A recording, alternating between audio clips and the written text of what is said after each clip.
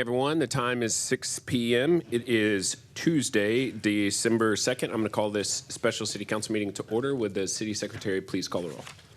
Mitchell. Here. Heiser. Here. Medina. Here. Zapata. Here. Harris. Here. McKinney. Here. Tobias. I think Tobias said he was going to be virtual, so I'm not sure if he's locked in just yet. That's fine. 6 members present. We have a quorum. Next up is citizen comments period. At this time, we ask anyone in the audience who wishes to come forward and speak on any item to please do so. We ask that you limit your comments to 3 minutes and that you direct those comments to the mayor and council. We also ask that you fill out a citizen comments form and submit that to either myself or the city secretary. I have 2 folks registered to speak. First up is Larry Gallett.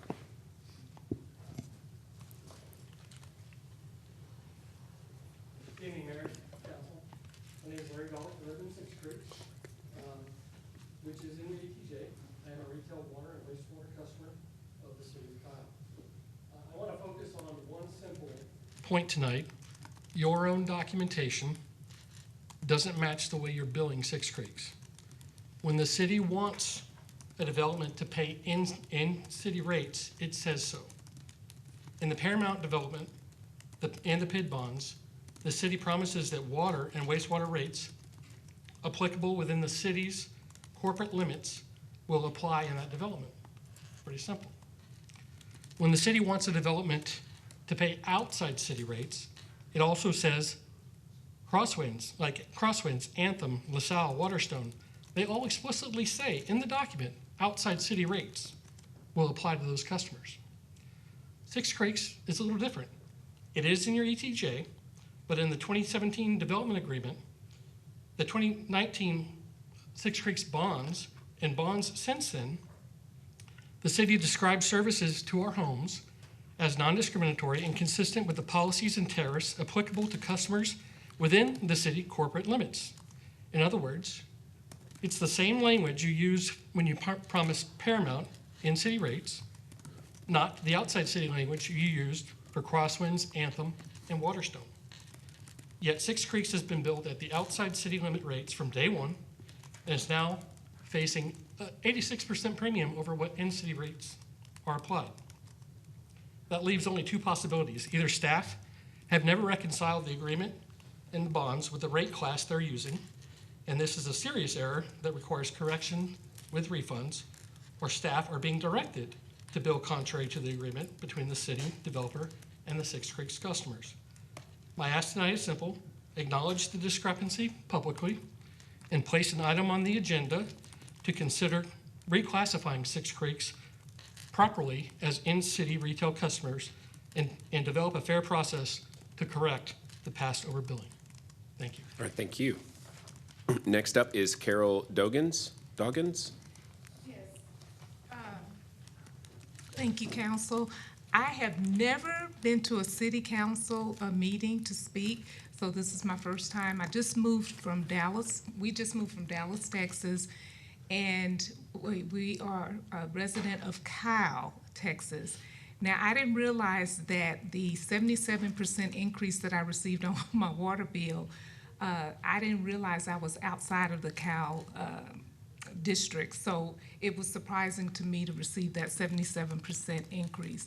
My average water bill when I was in Dallas was maybe $150 at the most a month, and it's almost $300 a month. First month's bill, we moved here October 25th, and I got my first bill of $300. That was a little bit outrageous, and I'm speaking not only for myself, but all the residents of Kyle, or any residents that have received this huge increase in their water bill. I am here, I don't want to be here to complain. I want to, provide, possible solutions. You may have thought about it. You may have, it probably has run across your mind. I don't know. But has the council thought about, wow, this is a huge increase for those that are outside of the Kyle district.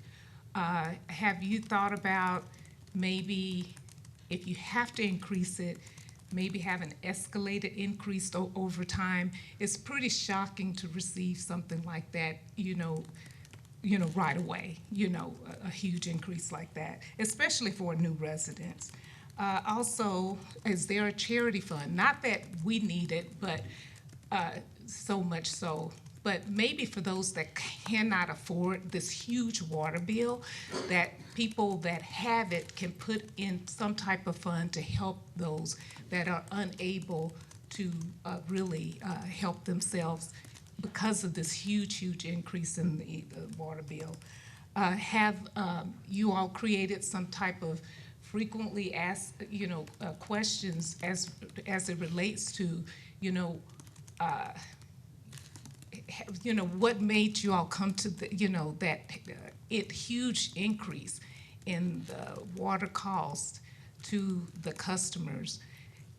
I mean, it would be kind of nice to know. I just can't see anybody, if you live outside of Cal, really approving a 77% or more increase in the water bill. So that would be my, I guess, comment to the city council. I don't know if you live in the district or not. Okay. Thank you. Thank you very much. Those are all the forms that I have. Is there anyone else who wishes to come forward and speak? Seeing none, I'm going to close citizen comments. Citizen comments is now closed. Next up is executive session.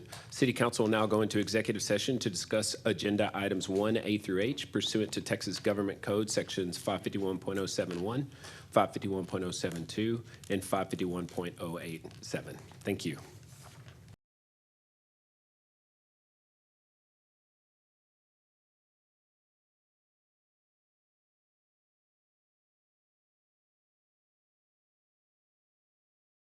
Call this meeting back to order. There was no action taken during executive session. There will be no action taken now. Motion to adjourn. So moved. All right, we are adjourned. Good evening, everyone. The time is 7:07 p.m. It is Tuesday, December 2nd, and I'm going to call this regularly scheduled city council meeting to order. Would all please rise for the Pledge of Allegiance? I pledge allegiance to the flag of the United States of America and to the republic for which it stands, one nation, under God, indivisible, with liberty and justice for all. Would the city secretary please call the roll? Mitchell, Here. Heiser, Here. Medina, Present. Zapata, Here. Harris, Here. McKinney, Here. Tobias.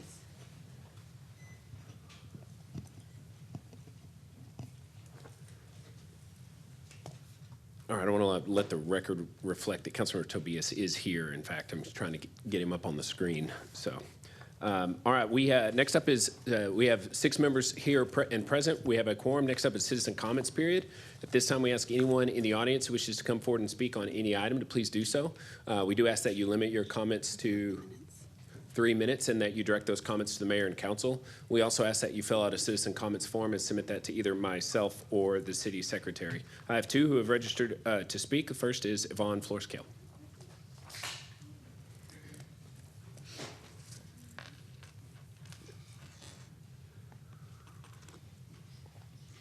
Good afternoon, members of council. My name is Yvonne Florescale, and I am here today to talk about the Fox 7 news regarding the foundations on the east side, primarily that news story focused on Post Oak.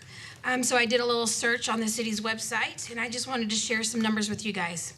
Waterleaf had 67 results for foundation repairs. 63 are from 2021 to current.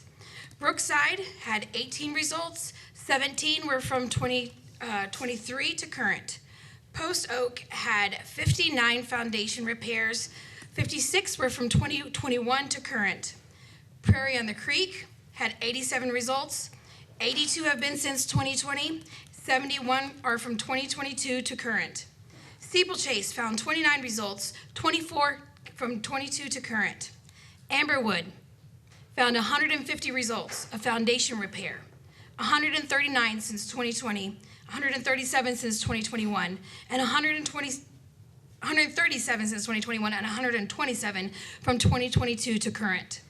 Kensington found 85 results. 80 of those were from 2022 to current.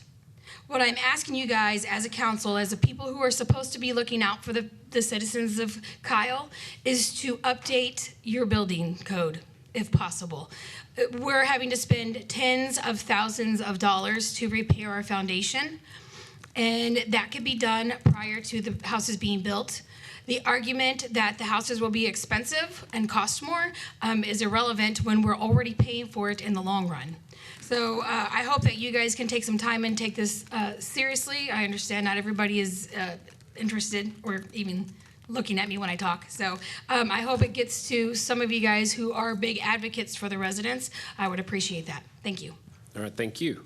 Next up is Tracy Shield.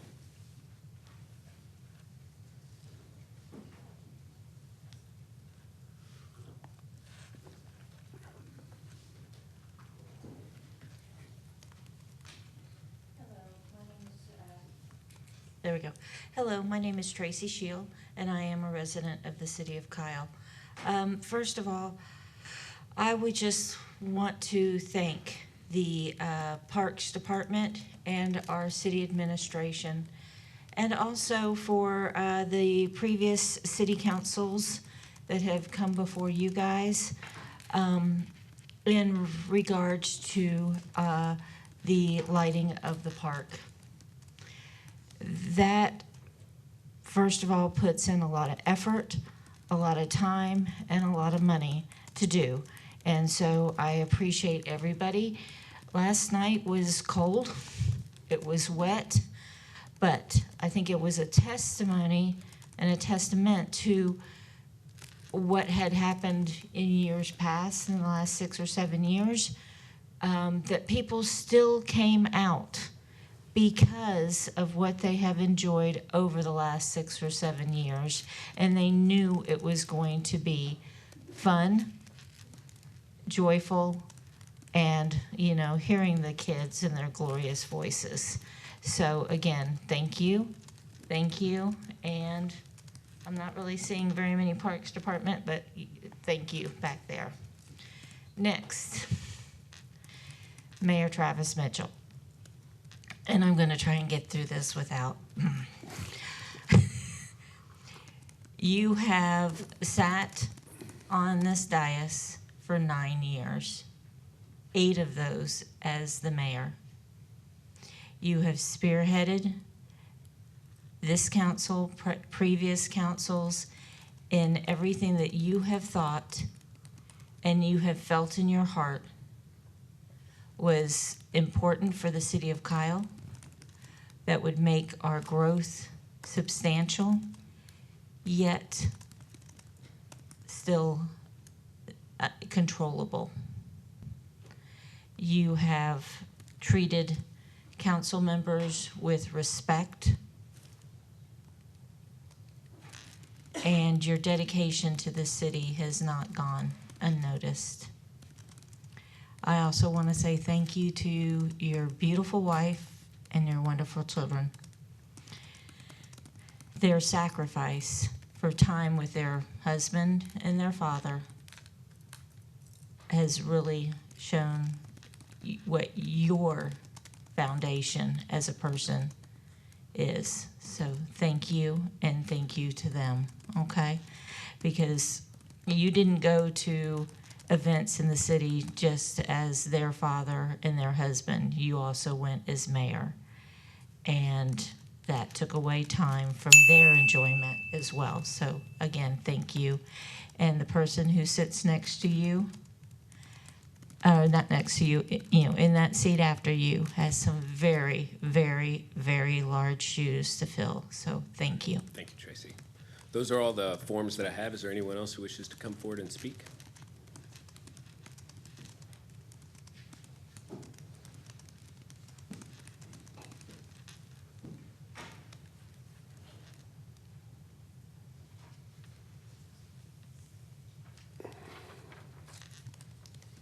Stephanie McDonald. Good evening, members of council.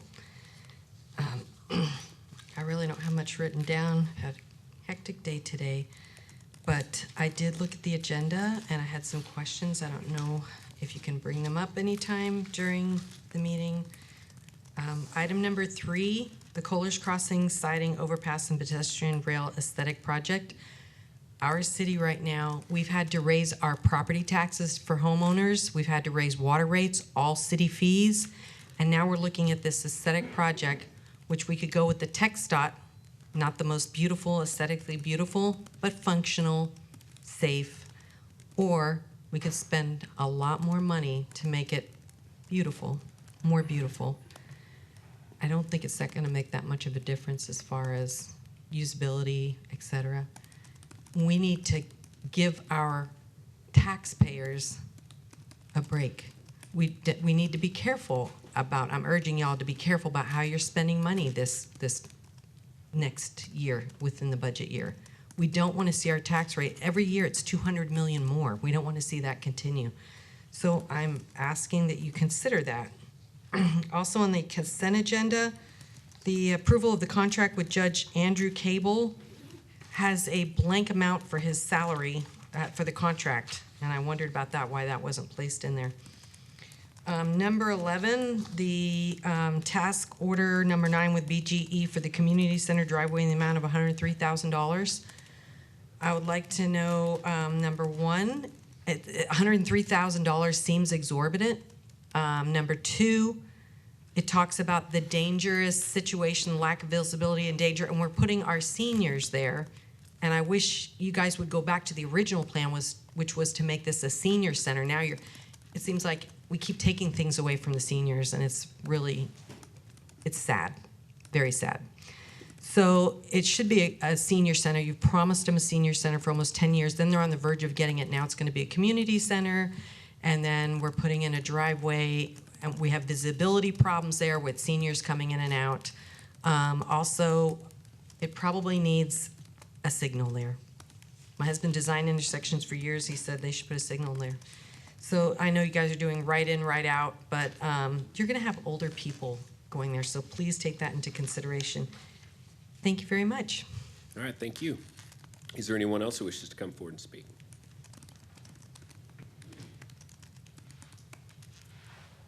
Please state your name for the record. Michael McDonald. Mayor Mitchell, congratulations on your retirement. All right, thank you. Is there anyone else? All right, seeing none, I'm going to close citizen comments. Citizen comments is now closed. Sorry, I skipped approval of the minutes. So next up is approval of the minutes. Normally Tobias does it, so we're going to need someone here to do that, please. Mayor, I'd like to make a motion to approve the minutes from the November 13th, 2025 special city council meeting. Second. All right, motion by Mayor, seconded by, I'm not familiar with the voices, so who was that? All right, seconded by Councilmember Medina, that we approve the minutes. Is there discussion on that motion? All those in favor say aye. Aye. All opposed? All right, motion carries 7-0. Next up is agenda order. Is there any items on the agenda that you wish to have moved around? Mr. Mayor, Councilmember Harris. I'd like to pull item 11 for further discussion, and item 16 for discussion On consent? on consent. Okay. Do you have any items you want to move around as far as outside of that? No. Okay. All right, next up is agenda item number 3, receiver report. Did you have one? Sorry, Yeah, I go just ahead. want to bring consent number 2 out. Number 2 on consent, so that'd be item 6? Sorry, number 6 on consent. Okay. So just as an FYI, the agenda order is about rearranging. Once we get to consent, we'll ask for any items you want to pull. So that's okay. Sorry. That's okay, no I worries. started that. That's okay. Does anybody have any agenda order items they wish to move around? All right, so we're going to move to reports and presentations. Receiver report, hold discussion, provide staff direction on Kohler's Crossing siding, overpass, and pedestrian rail aesthetic project. Ms. Zhang. Good evening, Mayor and Council. Tonight we bring you this item to give you an update on where we are at with the Kohler's Crossing Grade Separation Project. And before I get started on the presentation, I just want to please allow me to clarify that there are 2 projects mentioned in this item. First one is the rail siding relocation, And second one is the Colors Crossing overpass. They're two separate projects, but they're closely related to each other. So a lot of times you'll hear us referring to as the siding and overpass project. So if you go down to Center Street today, you'll see two rail tracks parallel to each other. One is the running line, the other one's the siding. And the siding is used for trains when they can park over there, load, unload, also allowing passing of other trains.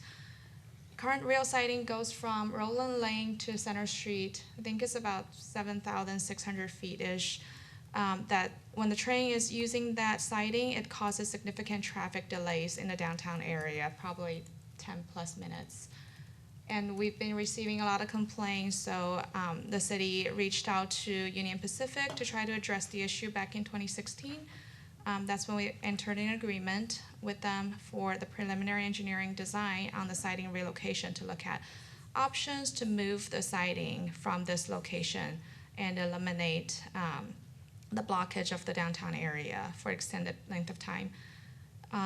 They finished the 90% design in 2017. Council approved their request for a Kiempo project call to include rail siding relocation in the grant funding application, and we were awarded $15 million to put towards construction for this project. So Lou, can you go back to that slide? Yeah, I just want to jump in real quick and say that the discussion for the not grade separation, but the rail siding relocation started actually in the middle of the year in 2016 and was part of the Hays County November 2016 bond. So the reason that November 15th is the date of that action is because the bond so the county approved $1.5 million to kickstart this project, which at the time, I think the council thought maybe that's what the whole thing cost.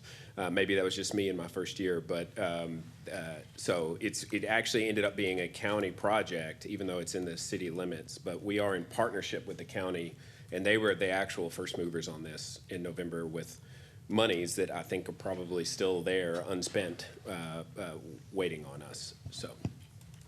Appreciate that information.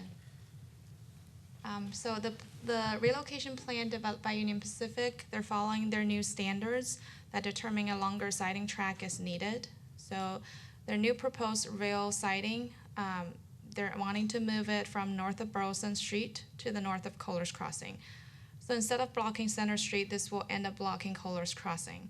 And that's when the city decided an overpass is necessary to eliminate that additional impact on Kohlers Crossing when the train uses the siding. In 2022, city entered an interlocal agreement with Hays County for the planned development. This is the preliminary engineering and environmental assessment for the Kohlers Crossing overpass project. I believe county funded that part of the plan. And in 2025, earlier this year, Hays County entered an interlocal agreement with TxDOT to finish the design of the overpass. And currently, TxDOT is fully funding the PS&E design. So that's why this project was resumed in March 2025. 30% design was submitted this July, and we're expecting 60% around the end of the year, and the final design is expected to be completed by August next year. And this is a four-agency partnership project between Union Pacific, who's the owner of the railroad track. They also review plans that will be involved in the construction. Hays County, they paid for the preliminary engineering report and environmental assessment. Currently, they're also assisting with project management of this multi-agency project. TxDOT is fully funding the PS&E plan development. City of Kyle will be responsible for right-of-way acquisition, utility relocation, and the pedestrian railing aesthetics. So this is just a high-level schematic of the bridge. We'll have the travel lanes, also the shared use path on the south side of the bridge. And the bridge picks up right after the Austin Community College, and we'll be dropping off around E&F and then tie in to the Marketplace Avenue on Kohlers Crossing.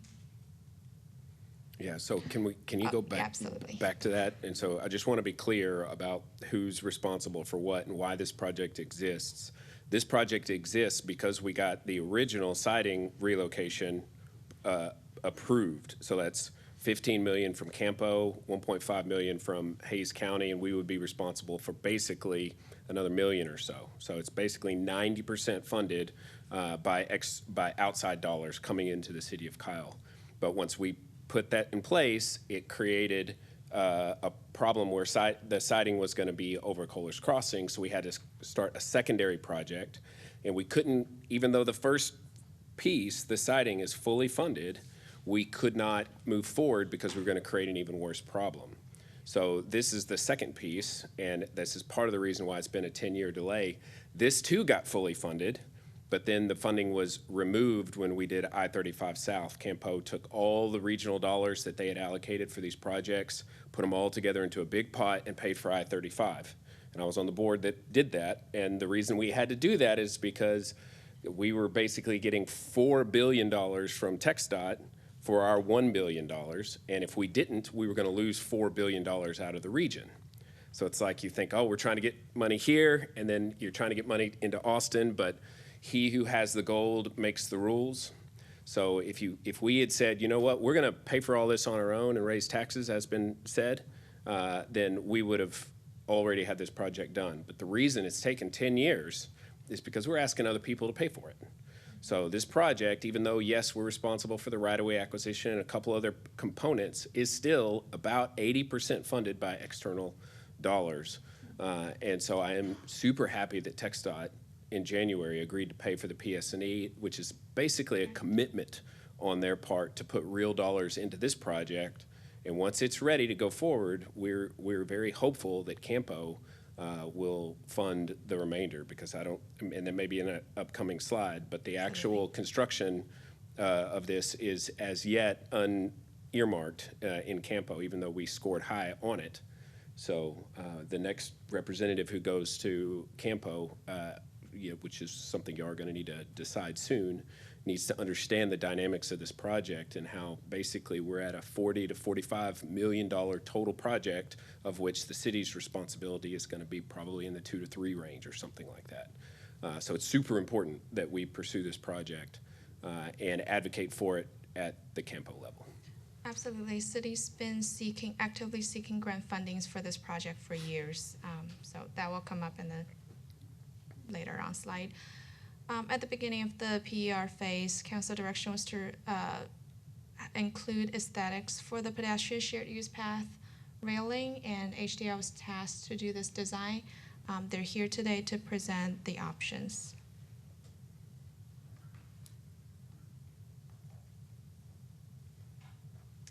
Good evening.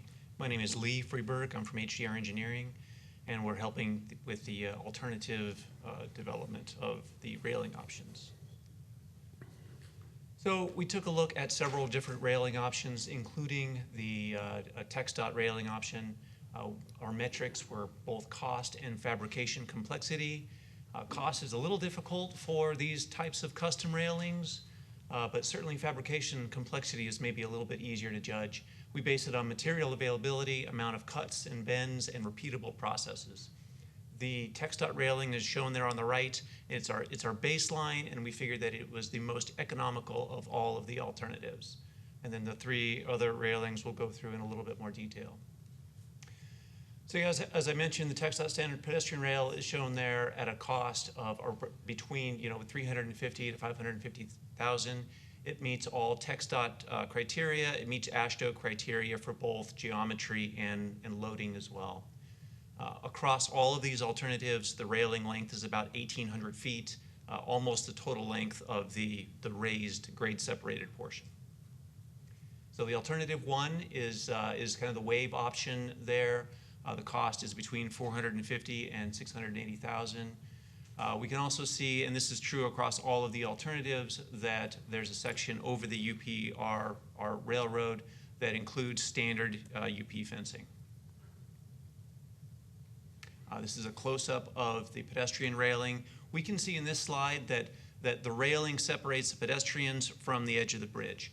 the railing that separates the pedestrians from live traffic, that's not necessarily in question. That's already included in the project. So we're just speaking of the railing on the right-hand side of this particular slide.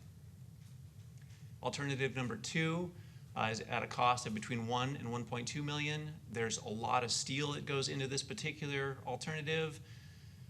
And it's a little bit more complex throughout the entire length. All of the bends are unique as we go up and navigate all of the various grades. This is a close-up of that particular alternative. And alternative number 3, at a cost of between 700 and 1 million, has a lot of built-in flexibility. Right now, we're showing this panelized railing there with the holes in it. That could be laser jetted, various imagery could be cut into that. It also could be, the cost could be tailored for the project, meaning that there are 3 sections between the customized railing. We could put more of those sections in there. Those would be a little bit more economical. Or we could put less in there. So that would really kind of tailor the cost up or down on this particular option. It also has quite a bit of opportunity for community engagement there with the opportunity for particular imagery being cut into those panels. Here's a close-up of that alternative. So in summary, we had our metrics again with both cost and fabrication complexity, with alternative 1 there being the wave, alternative 2. These are indexed across all the alternatives, so the alternative number 2 is the most expensive and the most complex when it comes to fabrication. Alternative 3 is the laser jet there in the bottom left-hand corner, and the TxDOT railing, again, for our baseline, is there on the right-hand side.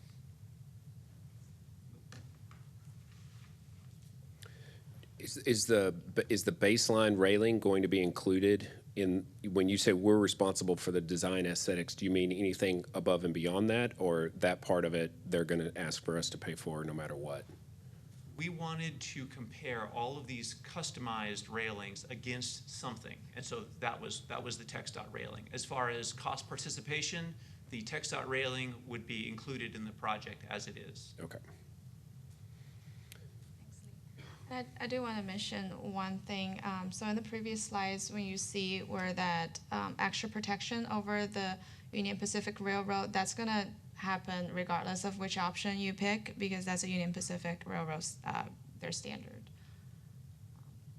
So for the next step, we'll take the feedbacks we receive from you guys tonight and incorporate it into the design, and also prepare the cost information on the aesthetic options. And as I said before, the city's been continuously seeking funding opportunities for the overpass project. Currently, the application is being submitted for different level of funding, state funding, the railroad grade separation grant. For regional, we're preparing for the Campo Gulf Projects 2026, and also federal funding. We're looking at the Consolidated Rail Infrastructure and Safety Improvements Grant Program. And I'll take any questions. Okay, I have just a couple things to ask about, if I can go first, if y'all don't mind. So number 1 is is there any difference in terms of project scoring if we're submitting for an application based on the type of aesthetic that we have in the side? So unfortunately, so when it comes to aesthetics, a lot of those grant fundings are targeting construction of basic standard design. So it's not common for these to fund the aesthetic piece, but when it comes to the total project cost, the more funding we get definitely help us offset the total cost. Okay, so that's actually a good thing. I know you may think I was asking that as a bad thing, but what I'm saying is if we're applying for a grant and the total cost includes a nice design aesthetic, could it possibly score higher because it's a project that the grant riders want, or not riders, but the folks who have the money would want to fund something like this because of it being aesthetically nicer. And if the answer is no, which is what I think I heard you say, then I'm not sure there's really because this road doesn't, there's no crossing road underneath. So all of that beauty that you're spending money on the side will be seen by no one. So there's just something to at least consider. The only thing I think we should really discuss is the width of the sidewalk. Those are just my thoughts. I mean, I think the sidewalk would be used, but the sidewalks on both sides are already constructed, like that goes right in front of ACC, and I don't know what the width of that is.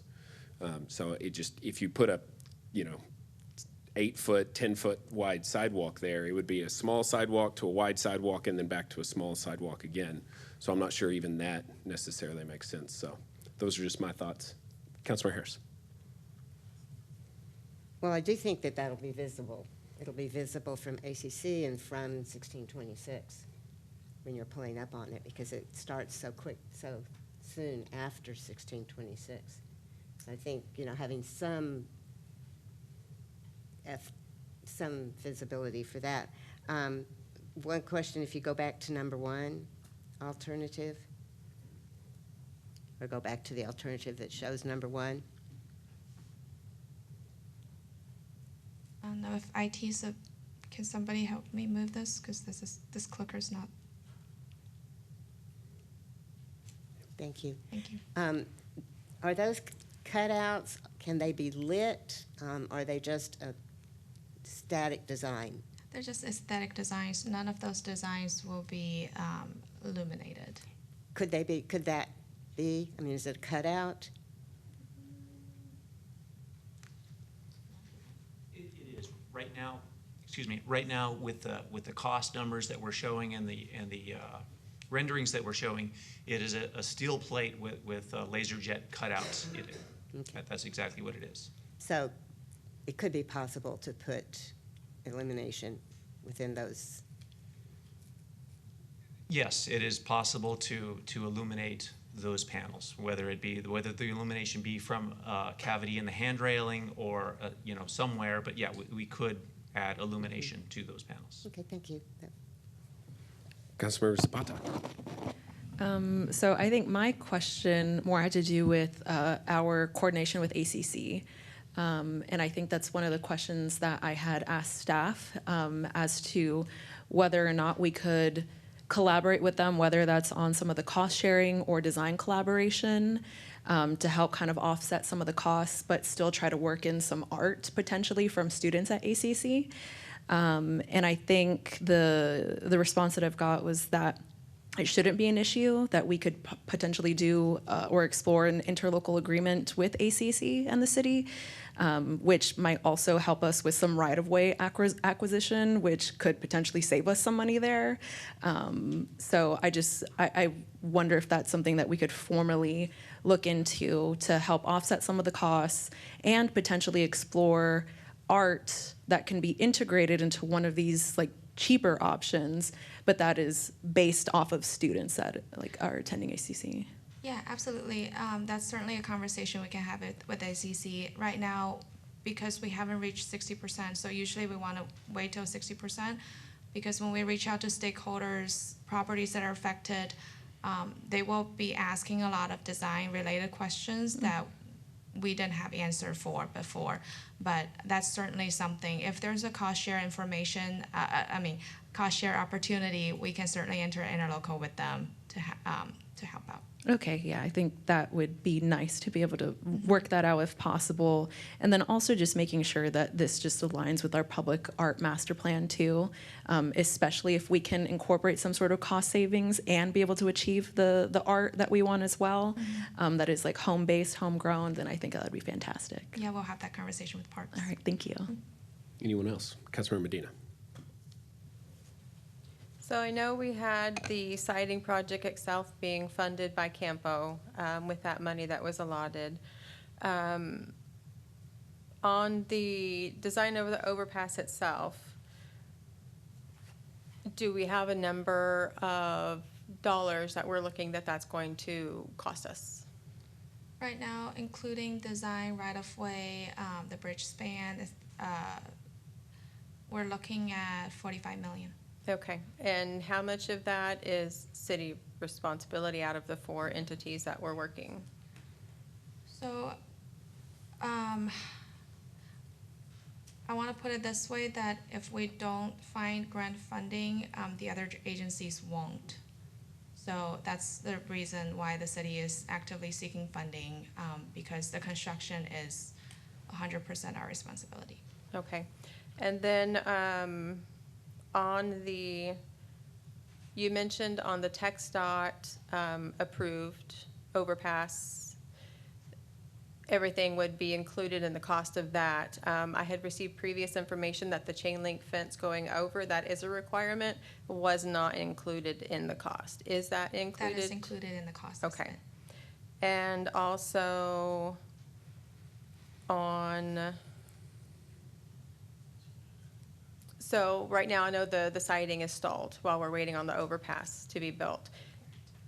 Is there not any way whatsoever that the siding can start construction while we're working on gaining the approvals and the fundings for the overpass? We certainly had conversation with Union Pacific. As a matter of fact, we asked them about a month ago if they can just shorten the siding to south of Kohlers and they can move while we figure the rest of out. And they're pretty firmly said no. Okay, so if we gain grant funding and approvals and get the project to move, what would then be the estimated completion date for everything?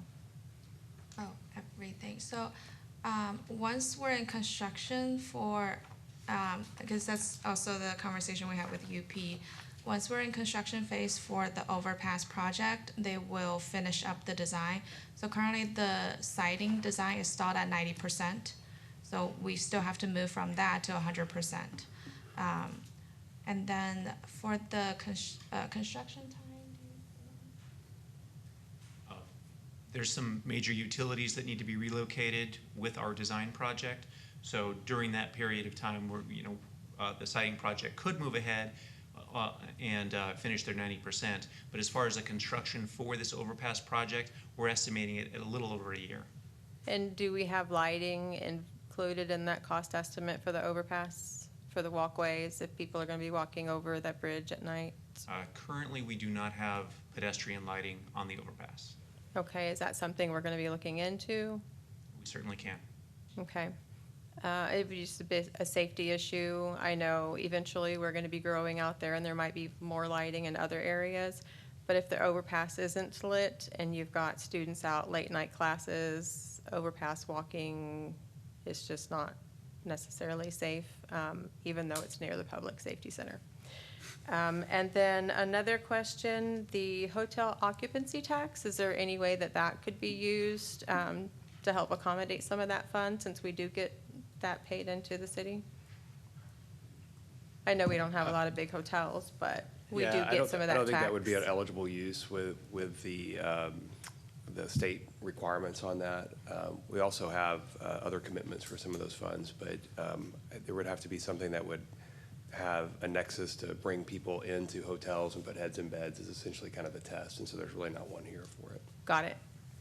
I have a whole bunch of scribbles on my papers, but I think that was all my questions. Mayor Pro Tem. Yeah, I just want to follow up on Councilmember Medina's question. Lou, why did they say no? What was the reason? Did they cite a reason? Why they can't, When we because. couldn't parallel path the two projects? Yeah, they're quoting their standards that it needs to be that length that crosses Kohlers, so. Yeah, we've met with UP multiple times through the years, and they're very jealous of their rail siding because they're not making more, and it's real hard to add. And the trains are getting longer, not shorter, and more frequent. And so part of the reason why they're even willing to engage us on this is that we're adding 1,000 or 2,000 feet, which will allow for them to park longer trains. But they absolutely are not going to give up 1 inch of their siding without a guarantee that this overpass is going to move forward. So I think the projects do get paralleled, and they do get constructed at the same time. But we have to get this to a certain percentage funding, and then we have to get the approval on the funding so that we can commit to move the project forward. And once that happens, then I think UP will probably be much more, malleable to our requests. But they're looking at it right now as a not funded deal, even though we've been pursuing it for 10 years, literally. So, anybody have any additional thoughts or questions? I will say, just to follow up on my initial, I do question whether the aesthetic is the best use of funds because I don't think that many people will see it. But we worked with TxDOT and Campo to build our overpasses, the one at Yarrington, the one at Center Street, and then the 217 exit. I guess you call it Kyle Crossing. Exact same conversation took place 15 years ago over design aesthetics in the city because the state was paying for a big portion of it. It was controversial at that time, but they made the conscious decision to upgrade the aesthetics and that red brick and the branding and all of that very uniquely Kyle look on I-35. Man, it made a difference. And you can look at some of the other overpasses that did not take advantage of those opportunities along I-35, even in Hays County, then you'll recognize there's just a big difference driving through in our. So I'm certainly not saying that it's a bad use of money. I do question whether or not it would be visible. I don't think it would be visible from 1626 or from Marketplace, and therefore I don't know why ACC would want to spend any money. It's really just a burden to them because it's not the grade separation is not really their problem. But I think if we could engage them on some kind of art project, I think that's actually a pretty cool idea. But I don't think that they're going to want to necessarily pay money. We spoke to ACC multiple times through the years, not recently, but their concerns were always about getting students into and out of their parking lot because the grade separation starts right at that entrance. So, but worth a conversation for sure. All right, anyone else? You got what you need, Brian? Well, is the consensus to pursue option one here and look at some additional lighting options as well as this conversation with ACC? Is that the consensus of the council of what you'd like us to look at? Just want to make sure we're clear. We do have another item on the agenda. I think Councilmember Medina asked to pull item 6, which is the resolution requesting the grant. Apply for the grant. Oh, is that right? You did 5? Sorry if I missed it. But we do have that item that's going to be discussed further, but that is for a 70% of the funding to be covered with a grant and a 30% match. And that would be the request from the city. Just for that grant. Now, Mayor, if I could add something. Yes, sir. Go ahead. Okay, yeah. The only thing I would like to add, if you don't mind, is fencing. Just making sure we have adequate fencing, especially right where the road is going to be at. So that would be just my feedback, is making sure we have good quality fencing. Thank you. Yeah. And the other thing to think about on that note is on the north side of this bridge, there will never be development, at least not in the next 50 years. So what you have right there is how it's in both sides of, as far as the view of this particular side, it's already what it is. So it's not necessarily a situation where you're planning for a lot of vehicles or for further commercial growth. So I get what you're saying. The pedestrians, for the most part, are going to be the ones that get the well, that's why I was benefit bringing out of up width. The Right. width of to me, that's something that could provide, and it seemed based on the pictures that the TxDOT standard was a pretty narrow pathway versus what y'all were proposing, which might have been wider, which maybe where some of that construction cost comes in as far as so that people can, bicyclists and stuff like that can have a little bit less of a On cramp. the south side is going to be a shared use path of 10 foot. So No this matter what? railing yes, that's being designed. Oh, okay. Well, that's plenty. So I'm amenable to whatever y'all want to do on the design aesthetics. So. Councilmember Zapata. For example, if we were to go with like the standard TxDOT option, is there still an option for us to do like the paneling below that or something? Like that's where we incorporate the art at? Like not necessarily into the actual like railing itself, but even just like, just a mural or Like the something. bridge part? Yeah, like on the bridge part. Is that still an option that we can explore? I believe so. Okay. So TxDOT would, or UP would not have some height requirements for that? As I don't believe so. The aesthetic. If it doesn't part- go over the track, I guess they wouldn't care. I don't, I think so. I think for the UP requirement, as long as there's enough protection over the track, for that extended fencing, they should be fine. Yes, and all of our other design aspects are complying with UP requirements. We're spanning the right-of-way. We have heavy construction, near their tracks, that sort of thing. We're not changing the drainage pattern, so we're in compliance currently with all UP requirements. Yeah, I was just thinking if we put something under the bridge, if that would be a problem for UP. When we say under, in the bottom left-hand corner of this picture is an MSE wall abutment. That is at least what I was picturing as being the surface of the mural, or whatever other art opportunities out there. And that is outside UP's right away. And I'm assuming you are or you're not talking about the same thing on the north side of the bridge, like these are matching? We are not. So just the south fascia is what you're discussing here, because the north fascia doesn't face anybody and never will. So it would just be, standard or whatever. Yeah, Well, I think standard that concrete south face will railing be that viewed is by included in the even fewer cost. people than the rail.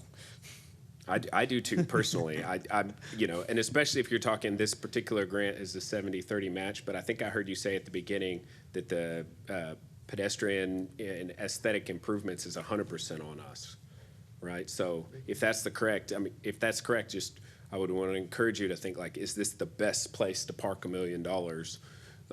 And if there's a way to be creative to get some improvements, like working with, other jurisdictions or partners, or even internally, or however we would want to do that, that would probably be a better use than the $1 million for a project that's really not going to have a lot of bang for the buck.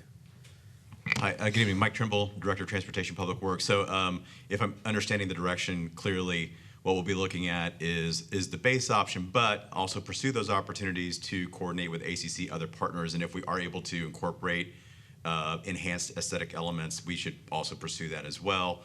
But then basically look at the base option and just see what options exist, and not add undue cost to the project on the aesthetic side. Is that Well, fair to say? let's get feedback, because we need to be clear on that. That would be my preference, but I won't be here to make the vote, so. I heard Councilmember Harris say she wanted to pursue option 1, which is was that the 1 to 1.2? Is that what that one was? And it's not that much. Or was that the 375 to? So TxDOT's is, 450. Yeah, text side in the bottom right corner. so there's is- some cost anyway, and it's not that much more cost to go to alternative one. Can we go back to the original, those first slides?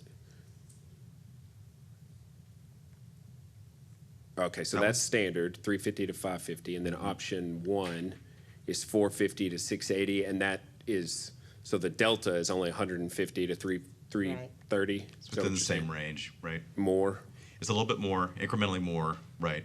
Okay, but what I was asking at the beginning, the TxDOT version, that is included in the funding, like that's a 70-30 match. So the delta, like we wouldn't lose the standard base amount, like, so 70% of the base option, the state, is covered by the grant. But then if we go up from that to the next tier up, are we now responsible for 100% of it? Or are they only going to require us to be responsible for the delta? Right now, when we're pursuing the grant, we would include the base TxDOT railing as part of the project. I mean, I think that's what Lee said. So we would include that as a part of those construction costs that are estimated. So as an ad alternate, which would be what this would be, the city's portion would be the delta, so 150 to 300. That's right. And when we talk about the city's responsibility being 100%, that was part of that 4-agency agreement. When we're talking about a grant, we're going to be submitting all of this as a package for the grant. Okay. So that will change the math a little bit on exactly what we'd be paying for. So it's not the grant's requirement, that's just what we're talking about internally? That was 100% based on that multi-agency agreement with Hays County and TxDOT. So the grant if we get grant funding, that could change the math a little bit on this. Yeah. And that's why I would recommend probably just pursuing that path of, we'll lock in, the base option, but then look at option, alternative one, and then look at, those partnerships as well. Because all of that will benefit us in the grant application and make our grant application stronger to show the community partnerships, community benefits, and also the partnerships with the agencies. Yes, because if it's included in the grant, if the grant we're applying for is, the entire thing and we're not gonna get basically shortened, then it certainly is worth it, as far as what option one would be. So, okay. Any additional comments on that? Are you good, Mike? You are good? All right, thank y'all. Thank you. All right, next up is agenda item number 4, receive a report, hold discussion, provide staff feedback on the draft housing assessment being conducted by Housing Works of Austin for the city of Kyle. Ms. Truelove.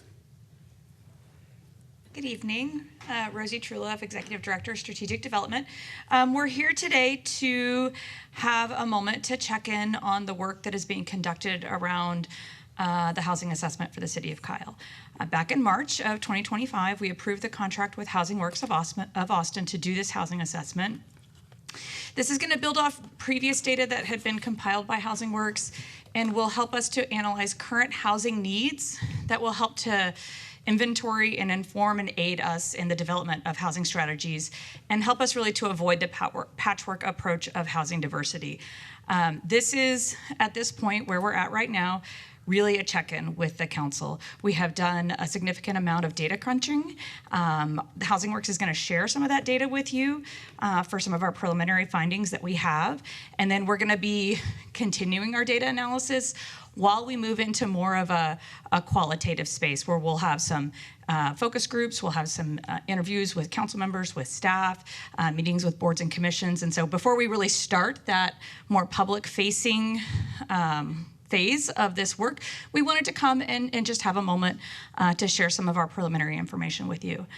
With that, I'm going to turn it over to Aves Azar. He's with Housing Works of Austin, and he's going to present the preliminary information that we have, and then we'll be able to answer any questions that you have. Okay? Good evening, Mayor and Council. As Ms. Truelove mentioned, Housing Works had been engaged with the City of Kyle to really look at a housing needs assessment, and we're sort of in the midway point, so it felt like a really great point to touch base with y'all as we move forward with some things. Again, my name is Aves Azar. I serve as the Executive Director of Housing Works Austin. Just to really, kick off, we're going to be going through multiple different things, just going over some preliminary data and findings, talking a little bit about next steps and the scope of the project, and then my hope would be that we can, if you have any feedback or questions, that can inform the rest of the work as we move forward. So in terms of deliverables, our hope with this is really to have a report with some recommendations based on what we hear from the community and from council and staff, the executive summary, of course, and a set of presentation slides. We will be presenting this to, of course, council, but also other boards and commissions as necessary, but also leave a packet with staff if that information needs to be further shared. Our timeline, really just talking about it, we started in midsummer, and we're going through essentially spring. As Mr. Truelove mentioned, we're wrapping up that first stage of scoping out what the project looked like, talking a little bit about the quantitative side, and then we'll be moving into more of the qualitative assessment and really engaging with the community on some questions around housing needs. The study goals, I won't go over it in too much details, but really, the first piece is, again, that quantitative piece, looking at some qualitative data and engaging with the community, assessing some of the existing housing support programs, how to leverage those further, and then providing recommendations. And as I mentioned, in terms of the status, the quantitative side is nearing completion, so this is a point for us to get feedback from y'all, see if there's any gaps that need to be filled, work with staff to fill those, and then move forward with really looking at how do we engage with the community on this. Just very quickly about Housing Works, we are a local nonprofit that is focused on expanding affordable and attainable housing in Central Texas through research, education, initiatives, and advocacy. I'll start off by just going a little bit about just some housing metrics at a glance. And I should premise this by saying I'm going to be going over a bunch of data, happy to slow down or answer questions as necessary. And I won't be going over all of it because hopefully some of it should be things that you can go over. I want to be respectful of everyone's time. The critical thing to think about here is looking at that bottom left box for the cost of living. Generally speaking, right now for a median family in the city of Kyle, the median family income is around a little over $100,000, so it's 6 figures. And the average rent per month is looking at over around $1,250. Similarly, for median home price, we're looking at around $328,000, $100,000 and a little over. That middle piece you'll see in terms of the breakup between renters and owners, it's almost like a 1/3 to 2/3 split. So there's nearly 1/3 renters in the city of Kyle, 2/3 homeowners among all households. Again, I won't go over everything. I'll move to the subsidized housing. We'll be able to dig into it a little deeper. So we'll talk about that. But essentially, currently, the city of Kyle has around 1,200 existing subsidized units. And by subsidized, I truly mean these have required some kind of subsidy that has gone into them. That really means that there's a legal protection on who can be served by it. And then there's around a little over 300 units that are in the plan phase. They're not open yet. The last thing on this slide that I just want to bring your attention to is that top right corner, looking at workers. We'll dig into this a little bit in terms of percentages, but you'll see around 1,200 workers live and work in Kyle. Nearly 7,200 work in Kyle but live outside the city. And then, of course, a majority of residents, nearing 24,000, live in the city of Kyle but work outside of the city itself. In terms of looking at where do households land in terms of having vulnerability, in terms of having access to housing, the sort of standard way of looking at that is what is called cost burden. So cost burden is essentially any households that are spending more than 30% of their income on housing-related costs are considered cost burden. And households that are spending more than 50% of their income on housing-related costs are considered extremely cost burden. The notion essentially is, and this is a federal guideline that honestly goes back nearly a century, we want households to not be spending an inordinate amount of their housing, in the household cost on housing-related expenses, because then that essentially means that they will be impacting education, health access, elder care, senior care, child care, so on. All the things that are critical for a family and a household to thrive. Again, I'll focus nearly on the city of Kyle portion of this. So you'll see that with cost burden owners who have a mortgage currently active, around 25% of those are cost burden, i.e. they're paying more than 30% of their income towards housing, and then around 7% of those are really paying more than 50% towards housing. Similarly, for owners that do not have a current mortgage, i.e. their mortgage has been paid off, or they might have bought it in a cash settlement or other means, essentially within those there's a much lower number, 11% are cost burden, and then another 3% or within that 3% are extremely cost burden. You'll notice, of course, that renters are highly cost burden. This is true across not only just the region, as you can see, but across the nation. 55% of renters currently in the city of Kyle would be paying more than 30% of their income on housing-related costs, and then nearly 1/3 of renters are paying more than 50%, which again are tied to sort of indicators of vulnerability. Yes, Councilor. So do I add up those numbers to come up to the come to the conclusion that 87% of renters are cost burden? No, sir. So, okay. That 30%, 32% is nested within the 50. Within the 50, okay, thank you. So 32% are paying more than 50, and then 32, and then another 23 are included, are all paying more than 30%. Thank you. For just digging into some things, just to sort of standardize some information, again, there's a lot on this slide, but the main point is Kyle is nestled within the Austin, Round Rock, and San Marcos, what's called the Metropolitan Statistical Area, or MSA, as defined by the Census Bureau. And these are also by the Office of Management and Budget. Those are sort of what's followed by the federal government as a guideline. And you'll see that for most of federal programs, but including several state programs, most of the qualifications are based on the income levels associated with this entire region. And this is true for every county, city, jurisdiction within the region that might be utilizing that funding. And this includes low-income housing tax credits, Section 8 funding, funds from the Home Partnership Program, which is a block grant, public housing, and so on. Most of those would be following within this. And in our region, of course, this includes Williamson, Travis, Hayes, Bastrop, and Caldwell, which, as you can imagine, is a pretty large geographic area, but that's something what OMB follows. This slide, again, a lot going on here. I'll focus on that maybe band off at the top, looking at the median income, looking at how we compare to the HUD MSA. So these are the guidelines provided by the Housing and Urban Development Department, by the United States government. And then we have local data for Kyle, Hayes County, and Austin. Hayes and Austin are just honestly for looking at comparison. But you'll see very quickly that essentially the median income in Kyle is nearly $33,000 less than what would be for the region, for that 5-county MSA as defined by HUD.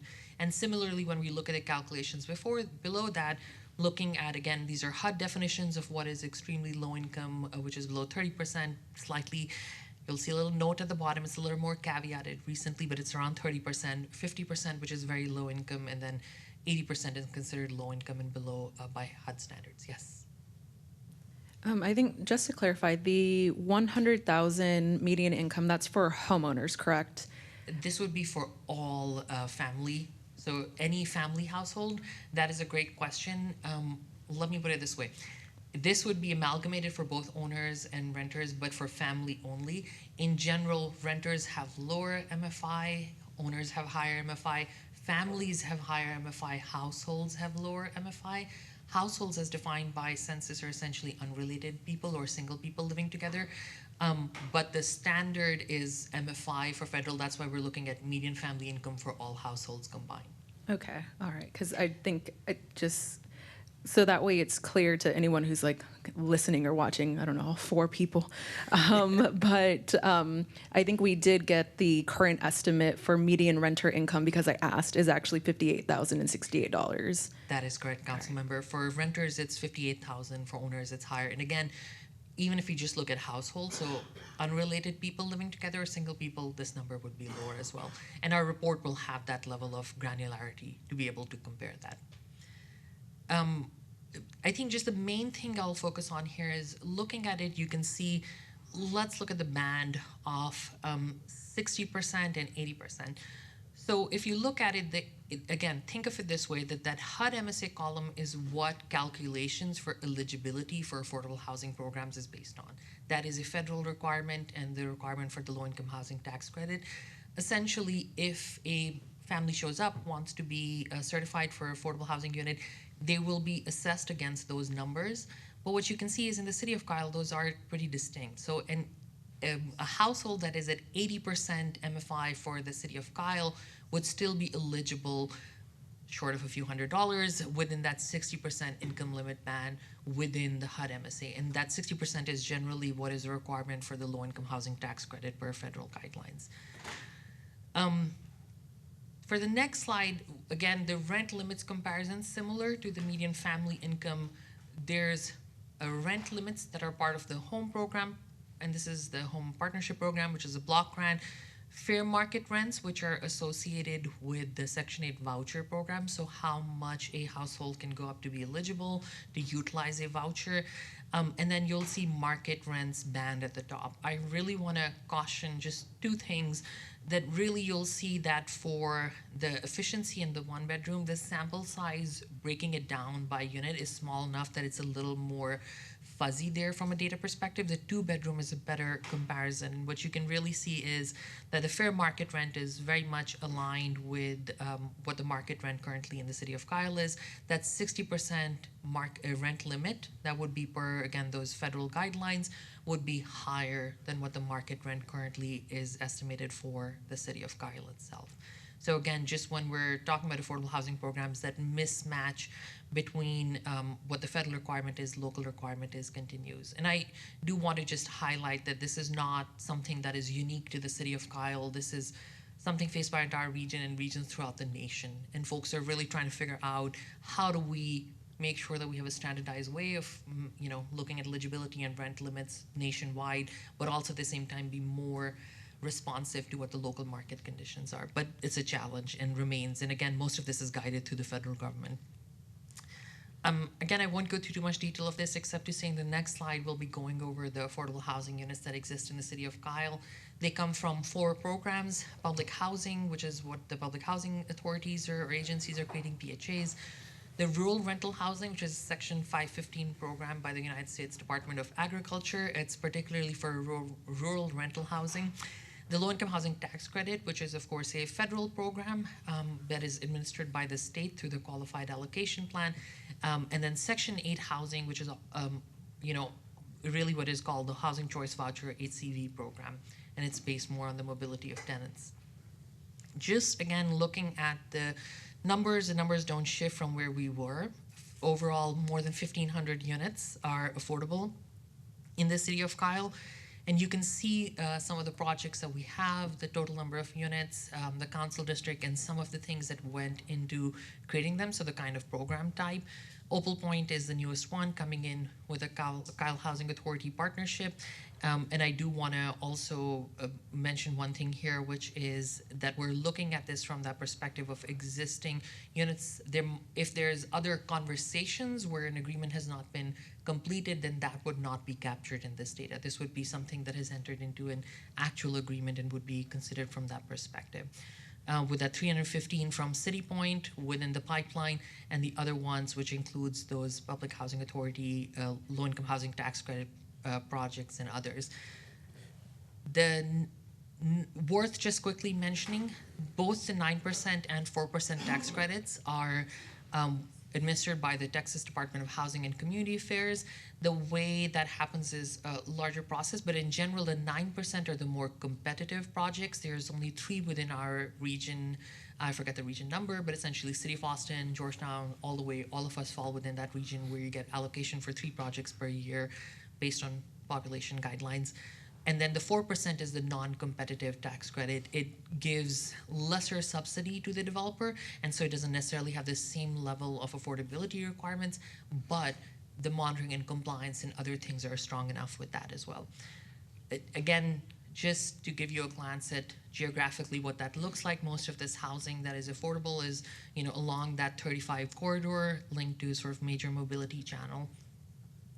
The last data slides, and I promise I will move into my key preliminary findings after this, is just something that we call the Who Needs Housing That's Affordable. This is really to give an idea of when we're talking about folks in a certain income bracket or certain percent median family income, which is really not intuitive at all, what does that look like in terms of affordability? So when we're looking at households, and again, I'll focus on the left side of this chart, where the extremely low income are households that are 30% MFI or earning less than a little over $40,000, and then very low income who are below 60%, essentially below $80,000. And collectively, there's essentially nearly 7,500 households in the city of Kyle that fall within that. On the extreme left side, really we're talking about seniors, persons with disabilities, largely on a fixed income. This is how traditionally folks were. But increasingly, again, throughout our region, we're seeing childcare workers, caregivers, and others fall within this category as well. Similarly, for that very low income category, we have everything from K-12 teachers, administrators, medical assistants, paramedics, firefighters, of course, a lot of essential workers in our community. And I will just say, you'll see notes at the bottom talking a little bit about how some of this is done and what does that look like. Just the key preliminary findings, most of this I've already talked to you. I just want to highlight, from a cost of living perspective, when you really look at it, in absolute terms, yes, the rent and ownership price are significantly higher compared to the central city within this 5-county region. It is lower. For jobs, housing balance, again, nearly 75% of Kyle residents work outside the city. They live within the city. Cost burden, I won't go over it because I have talked about it. For the median family income and rents, this, I think, just highlights that little complexity that we have. Again, not unique to Kyle, but throughout the nation.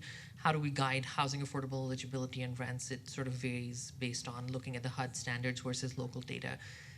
Affordable units, again, mentioned, nearly 8% of all housing units in the city of Kyle fall within this category, those 1,500 units. And of course, as mentioned, 40% of households earn less than 60% median family income who would be eligible for the low-income housing tax credit. And then just housing needs, a lot of critical workers and folks in the city of Kyle would fall within that. Just in terms of next steps, we're looking at interviews and group presentations, which of course will be in front of y'all, coming back to y'all as well. But also city staff, we're going to be working with the Housing Authority, various boards and commissions, Habitat for Humanity, the school district, Homelessness Coalition, and other stakeholders. Particularly, I would, as we wrap up, if y'all have any particular stakeholders that you think it would be really valuable for us to talk to, please let us know, or your staff will make sure that we follow up with them. And then we will be doing 3 community meetings in the spring as well. 2 would be in-person open meetings, and then 1 virtual meeting. I'll end there and just say thank you all so much. Open to any questions, comments, or feedback.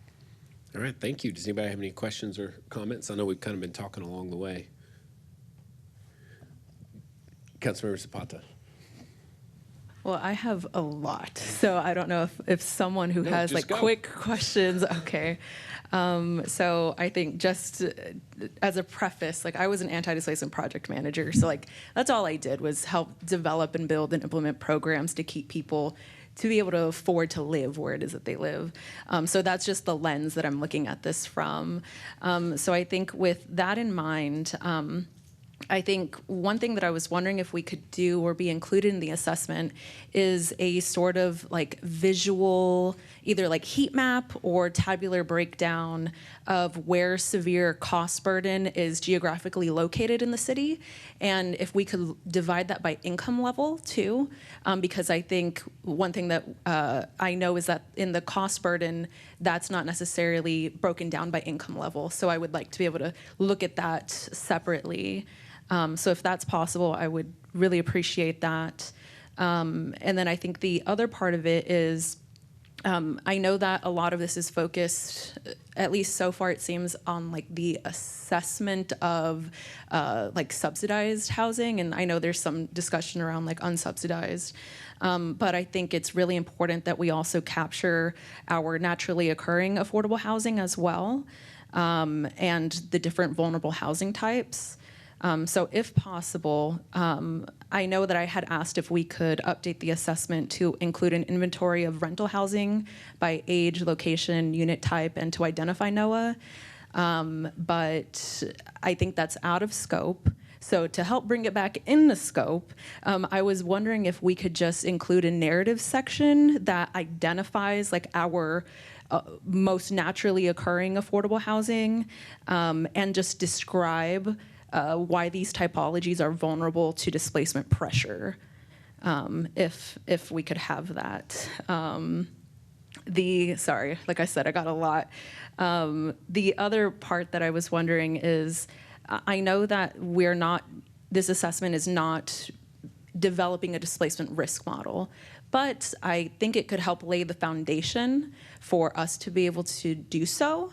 So I was wondering if, as kind of alongside of that narrative work, if we could also include a section that explains the major displacement indicators that are relevant to Kyle in specific. And as we do those qualitative interviews, if we could apply those indicators to the qualitative interviews that we receive. And let's see here. The other question that I asked was, can we overlay major road bond corridors, infrastructure expansions, and planned development with income and renter data to assess displacement pressure? And I think the answer is that the city can provide GIS or mapping data for road bond projects, infrastructure expansions, and major planned developments. So if we could have that supplied to Housing Works, so that we can just better assess displacement pressure. And then also, if possible, getting some sort of high-level displacement pressure lens applied to like how we develop this framework, I think is going to be really important. Sorry, like I said, I had a list. And then I asked, do we have mobile home community data, such as like lot trends or ownership changes included. I don't think that's included in this. But if at all possible, just like as like just the baseline, is can we just try and figure out like the list of our manufactured housing and like approximate lot counts, just that way we can take that into consideration, because I think manufactured housing is like always the number one at risk for displacement.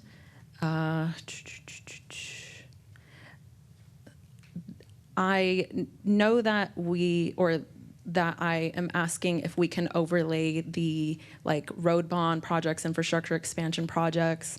But in this one, I'm a little more uncertain if we're able to do that. But if we can integrate like mobility data, like our sidewalk gaps included in that, and different walkability measures, lighting concerns into like the different analysis that we're doing. I think that one I'm not sure if we can do, but if possible, I would like for us to be able to do that. And I think, for example, like having a narrative section that just talks about how walkability and transportation burden affects housing and affects displacement pressures, I think is going to be really important. And I think the other part is, in this part, I don't know if this is Housing Works or if this is city stuff, but if Housing Works and Development Services could work together to add a high-level qualitative discussion of housing implications by Project Horizon with our CIP projects that are being planned out. Because I know it's not included in the current scope, but if we're able to look at the different project timelines and figure out how that's going to, project into the future, how this affects housing, then I would like for us to be able to do so. Let's see. And then I think last but not least, if we could outline clearly which data sets the city needs to collect to support a future Kyle-specific affordability index. Just so that way that's there for us to be able to potentially look at to build one later. But that's all I got. I appreciate it, Councilmember. All of these are great points, and I won't respond to all of them. I know we had shared some information with your staff as well. In general, I'll just say, we'll defer to our city staff and work with them to see what is it that we can provide supplementary data where it makes sense, if it can be fitted within the scope of the project. If the scope needs to be expanded, I defer, of course, to staff and the city. The one thing I'll mention from this is for the displacement risk, it's a little bit of a complex indicator, so we wouldn't want to simplify it, but perhaps what I'm hearing from you is we can have more data available on vulnerability indicators, so things such as, honestly, folks who speak in second language, that's often used, and of course race and ethnicity. Yes, and like eviction filing data as well, like being incorporated into that. So yeah, I think just the vulnerability indicators, because I think that'll help us as council incorporate that, for example, like into our comprehensive plan, our mobility plan and whatnot as we move forward. So we'll definitely explore all of those possibilities with the city staff, and what we can also think about is if there's ways for us to share data with your staff in a way that it can be mapped later. So, with the ongoing, as you're talking about CIP or infrastructure or the projects, we can provide data in a way that staff can utilize it later as well. That's definitely something we want to do.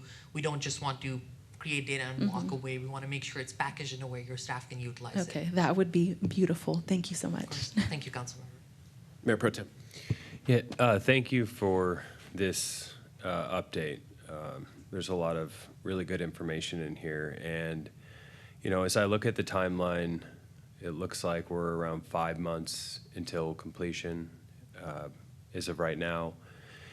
What that does is that gives us 5 months potentially to be making decisions on housing projects. And one of the things that I was hoping to accomplish when this came forward initially was to get a good sense of where the gaps were in our housing inventory. So now that you have had June, July, August, September, October, November, you've had around 6 months to kind of work through this. What advice could you give us as we this group embarks on the next 4 months of potentially having to make decisions around housing projects? Gosh, that's a tough question because I would be a very poor researcher if I went ahead and made my conclusions before I conclude my research. But I understand what you're saying. I think particularly from the quantitative data, I think the most specific thing is as projects are coming in, it really seems like it might be critical for the city of Kyle to be thinking about how to target or ask for lower MFI level eligibility requirements because they would be more aligned with local requirements. That's one that I can think of. The other one, I think in terms of location, there actually seems to be a pretty good dispersion of units, which is very exciting, making sure that that sort of continues, and then of course linking it with those mobility and infrastructure needs like I-35, but others as well. And then the last one I'll just say is I know this is very preliminary again. We're going to be doing a little more deep dive into this. I know that the city of Kyle has launched a housing repair program, and I think there's some degree of success within that based on preliminary conversations. So programs like that, how to sort of support residents, and of course there's real cost implications for all of that. I understand that, but that would be my hope that there can be a mix of having actual units on the ground, but having some programmatic elements to support residents as well. Councilor Harris. One of the things I'd like for us to also be able to consider it as we go forward is the rental vacancy rate. If that is possible to include in the report, that would be very, very helpful.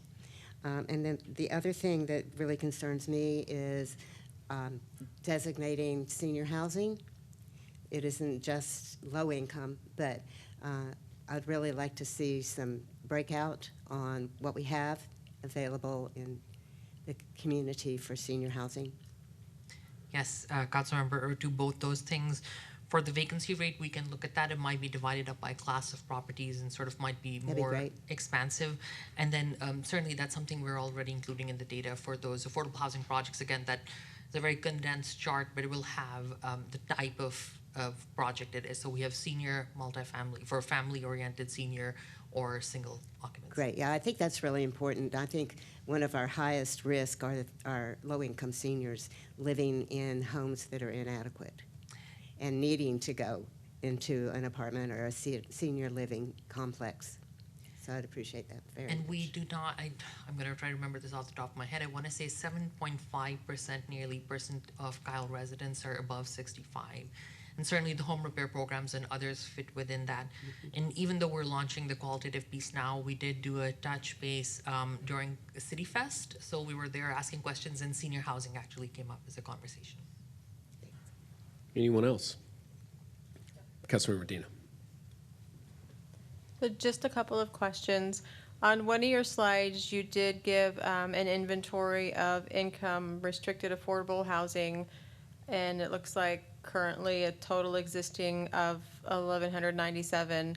Are those available units, or people are living in the units? People would be living within those units. There's going to be some degree of natural vacancy, but largely those should be occupied unless there's something unusual that I would not know of at this moment. And we have that number, but do you have like a total number of available homes on the market in general? So compared to that number? That wasn't necessarily something that was in the scope of the project, but we can again have that discussion with your city staff. Okay. And then I know your numbers right now are based on 2023. Do you anticipate there's much of a difference in the number between 2023 and now? Gosh, that's so that is a tough question for me to answer. I would say, sadly, I'm going to say probably yes.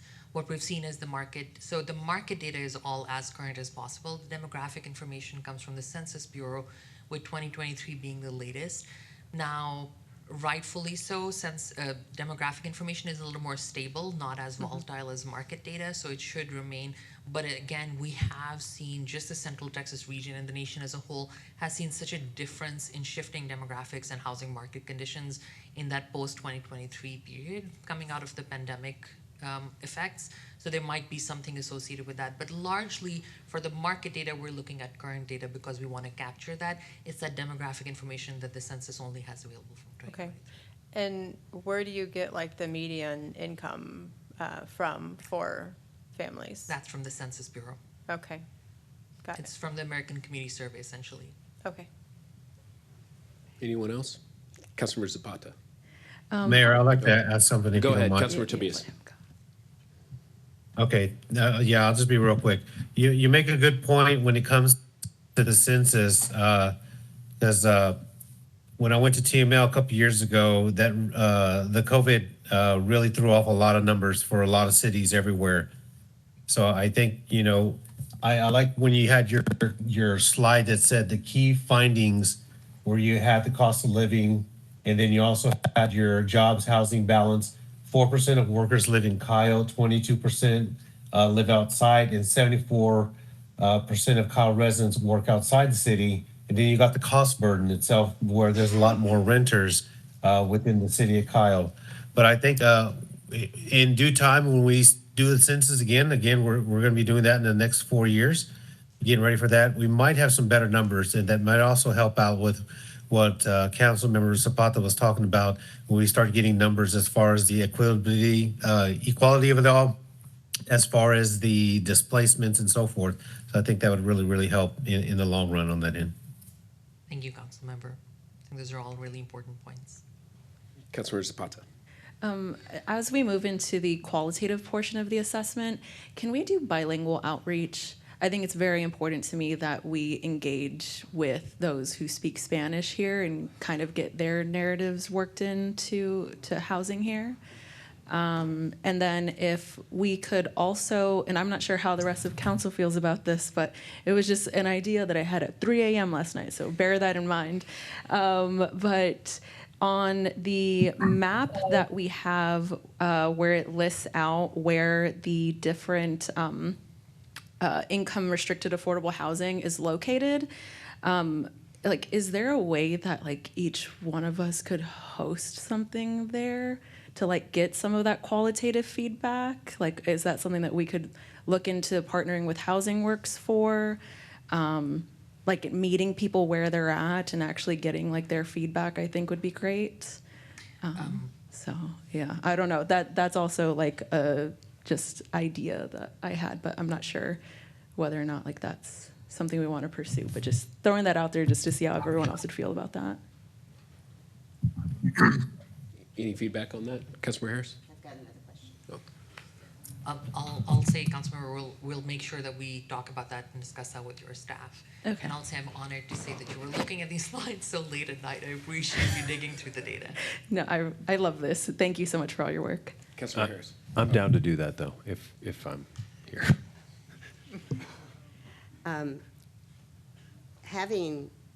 Knowing that we've got housing is different from it actually being available.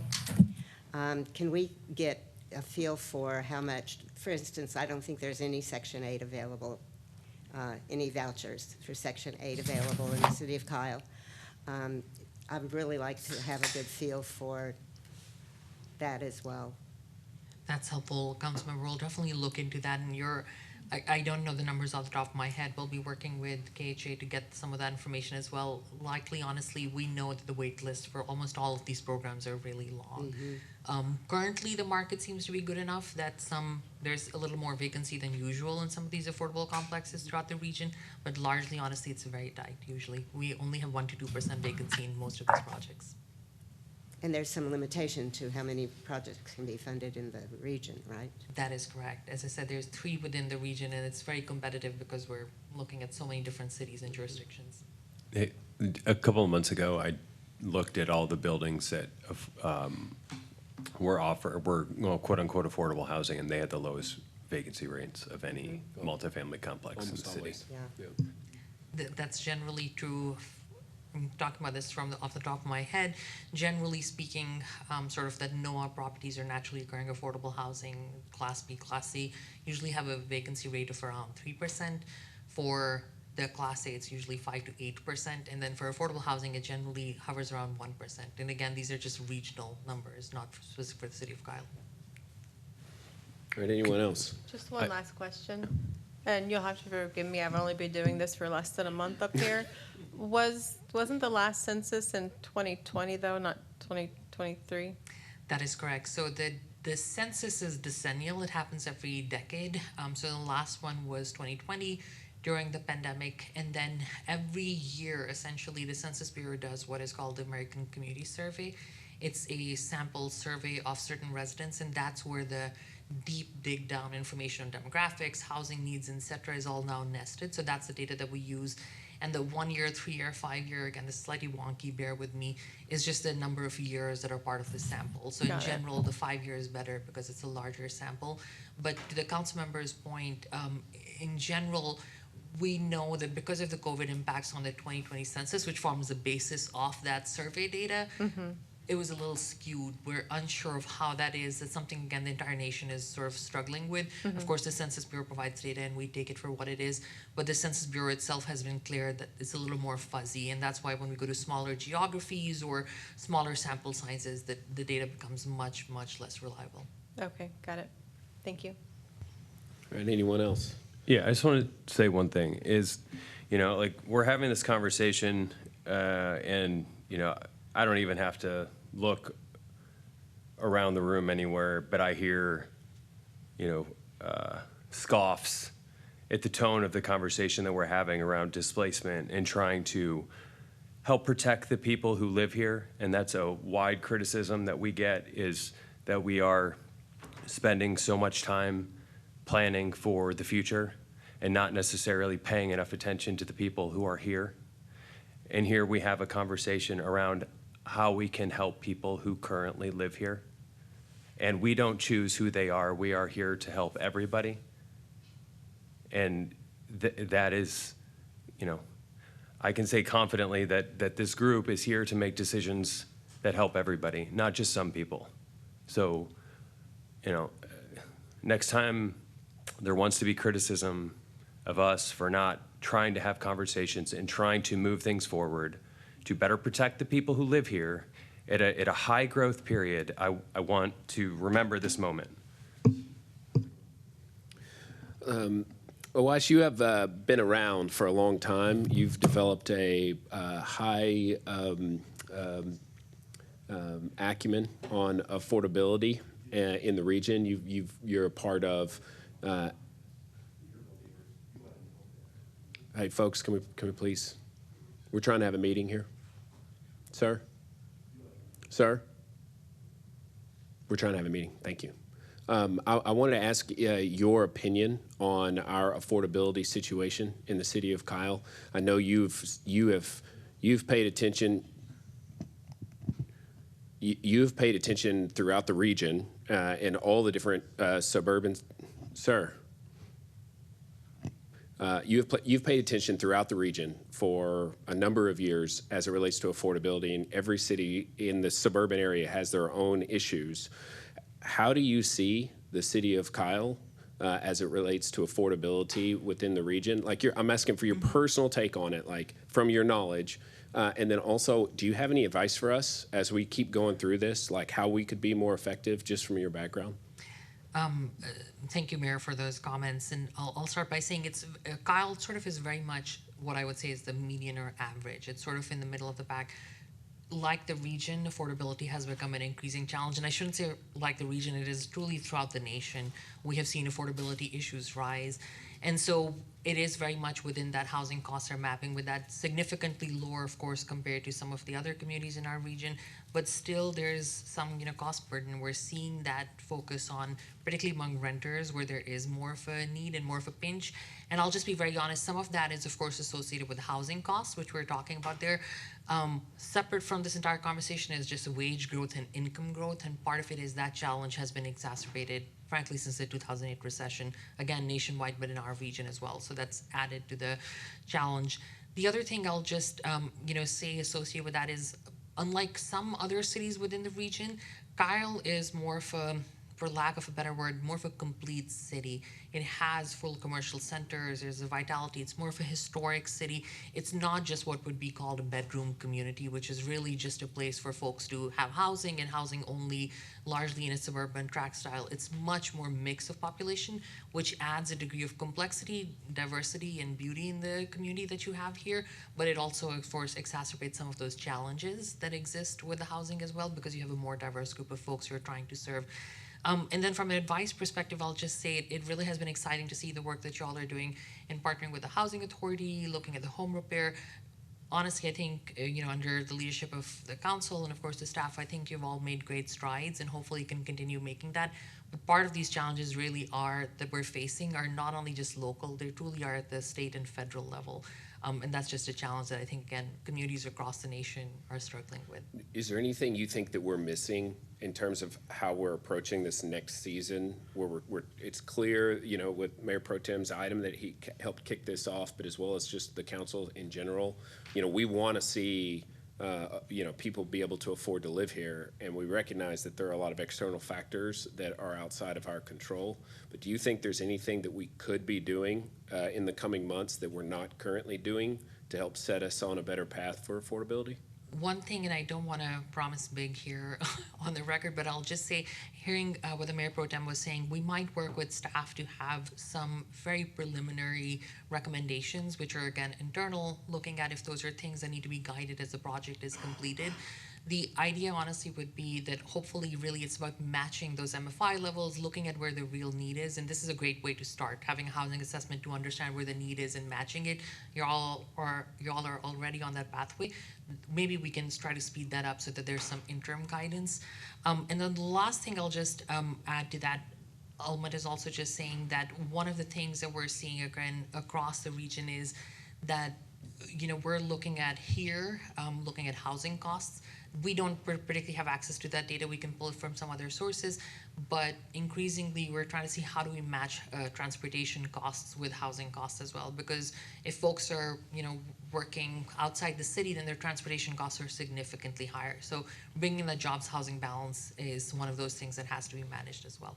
Thank you. All right, I got one more for you, and that is, that we've talked about, and with our housing authority, with a lot of the different groups that have been coming in to take properties off the tax rolls, really sort of outside the city's control, outside even of our housing authority's control.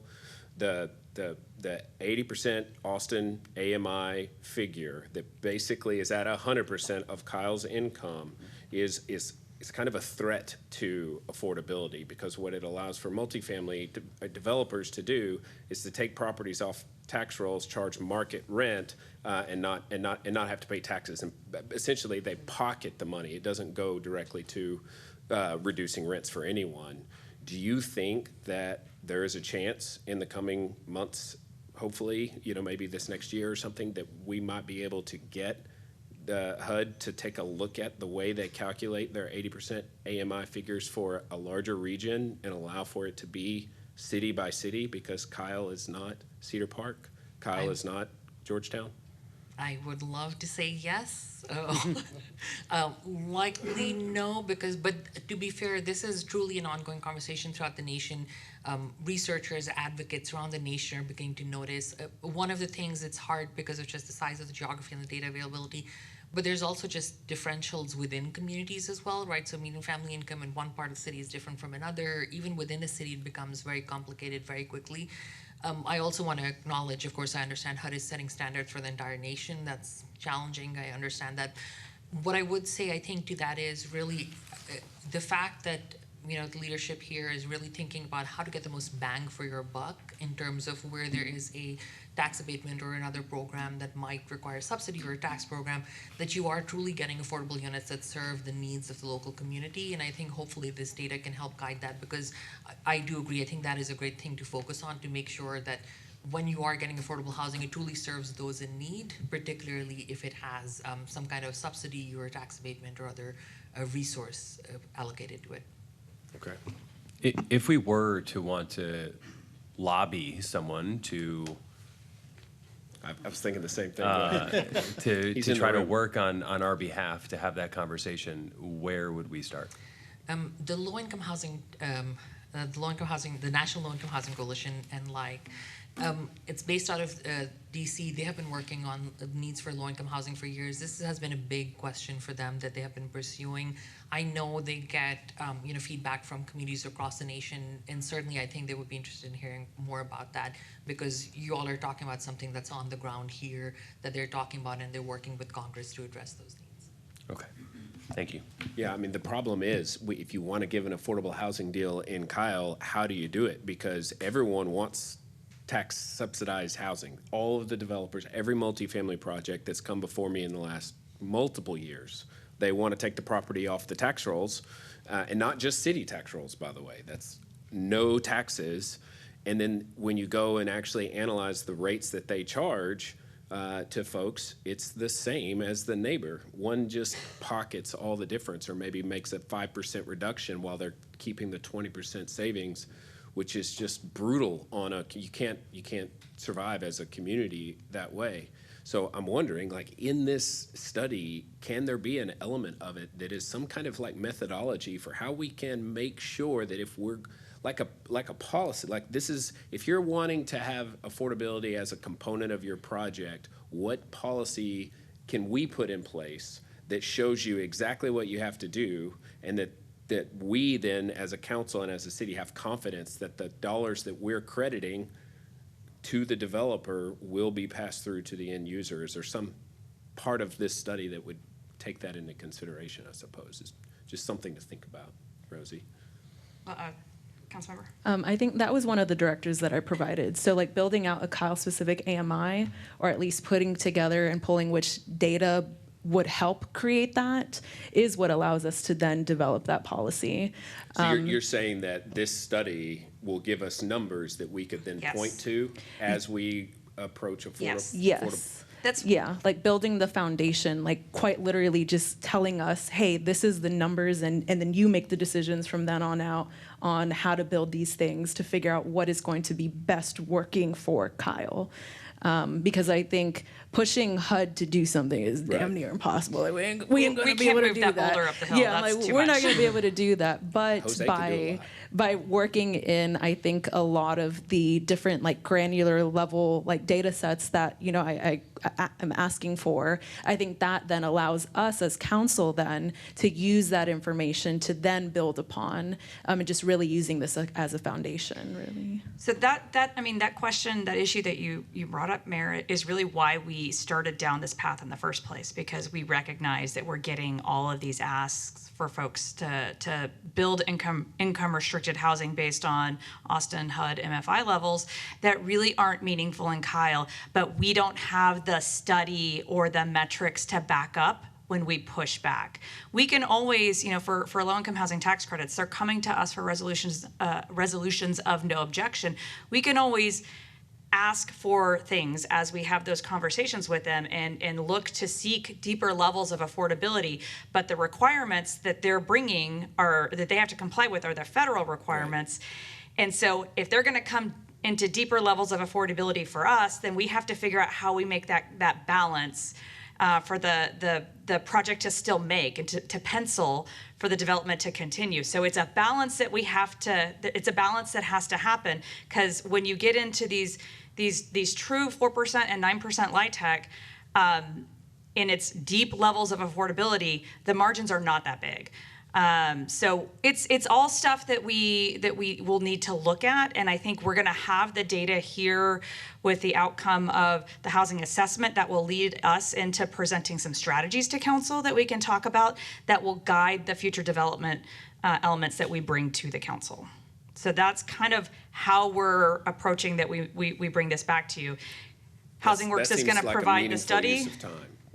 It does. So I'm really glad to hear that. The other element I wanted to mention is when we have development agreements that are being considered with deals that are coming forward to the council, like City Point that was referenced, we actually put in the standards and the metrics into that agreement of what is affordable, rather than just having a HUD standard that's out there. So we actually negotiated for the affordable units that were kind of tying to these numbers that you said. So as those other developments come forward, we have opportunities to change and put those metrics in. And we'll have more ability to influence that when it's part of a larger development agreement, less so when it's just a standalone LIHTC, when they're just coming to us for just a resolution of no objection for a single.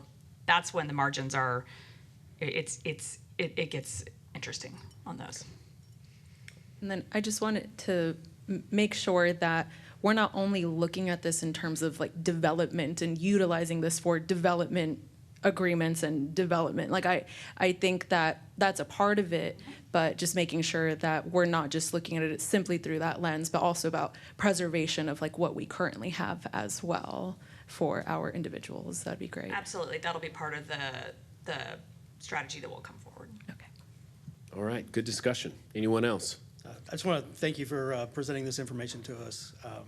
You know, a couple of y'all know that I've kind of really put my heart into the Housing Authority, and so I've seen a lot of this data already, so I'm very familiar with it. Rosie's already been worn out with questions over the last several months about it, so you know, thank you. It really does help us having this. Thank you, Councilmember. Thank you, Mayor. Thank you, All right, Councilmembers. if there's no one else, we're going to move on. Thank you very much. All right, next up is the consent agenda. So I have, from what I remember, is item 5 pulled by Medina and 11 and 12 by Harris. Is that right by both of you two? It is 5 for you? 16 for me. Not 12? No. So 5, 11, and 16 are being pulled. Yes. Anyone else have any items to pull? Motions? Mayor, I'd like to make a motion to approve consent agenda items 6 through 10. Second. Hang on. No, no. Go Oh, ahead. I'm Keep sorry. going. 12 through 15. And 17 through 19. Yes, I'll second that. All right, motion by Mayor Pro Tem, seconded by Councilmember Harris, that we approve the consent agenda items 6 through 10, 12 through 15, and 17 through 19. Is there any discussion on that motion? All those in favor say aye. Aye. All opposed? All right, motion carries 7-0. All right, next up is agenda item 5, consider approval of a contract with Judge Andrew Cable for services as the city's municipal court judge through December 31st, 2027. This item is presented by Mr. Cronley, but is pulled by Ms. Medina. Do you have a question, or you want him to go through the presentation? I don't need the presentation. I know there was a lot of questions I received personally prior to coming here tonight regarding the contract itself not having a dollar amount. But I did see in the staff memo that we were talking about increasing him from $3,110 a month to $3,300.36 a month for 2026. And I just wanted to make sure that was correct information so we could share that with the residents that were listening, since it wasn't on the contract, but in the staff memo, they may have missed. You know, the contract wasn't finalized until recently, so we did attach the final contract. Once we got it signed, I have that available and I can make that available to you all, but we did include the exact dollar amount in the agenda memo. Okay, So that is perfect. the correct amount. Okay, and then were we working on the cost of living yearly possible increase as well in the updated contract? Yes, the language will read the 2%. Okay, perfect. Consistent with a COLA. That's all I had, just because I know there was some that didn't have that updated information. Certainly. Motion? I make a motion to pass consent item number 5. Second. Motion by Councilmember Medina, seconded by Councilmember McKinney, that we approve agenda item number 5. Is there discussion on that motion? All those in Just favor say. that we're lucky to have Judge Cable. Yes. Well, municipal court continues to be one of the highest rated and reviewed programs. It's crazy, isn't it? Which doesn't make sense, and it has a lot to do with cable. I interacted with him once back in 2014, and he was pretty stellar back then, so. All right. Any further discussion? All those in favor say aye. Aye. All opposed? Aye. Motion carries 7-0. Next up is agenda item number 11. Consider approval of a task order number 9 with BGE for the design of the Kyle Community Center driveway in the amount of $103,213.75. This item is presented by Ms. Liu and is being pulled by Councilmember Harris. Councilmember Harris, you want to go through the presentation, or you just have a question? Would you go through the presentation quickly so that we can see the design? Yeah, absolutely. So, the City of Kyle constructing the new community center dedicated for senior uses at 1500 Daisy Lane.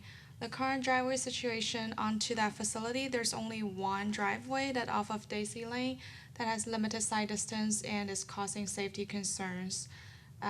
So when the northbound vehicles, when they're traveling this way, it's hard for them to see any vehicles exiting that driveway. Unfortunately, I do not have a Google imagery attached to this, but I think we shared those in the previous presentations. Also, ongoing speeding concerns on the Daisy Lane is making this issue even worse. And currently, there's no other driveway options for this facility. Therefore, we contracted with the BGE to look at additional driveway design. So this was presented to council, I believe in June.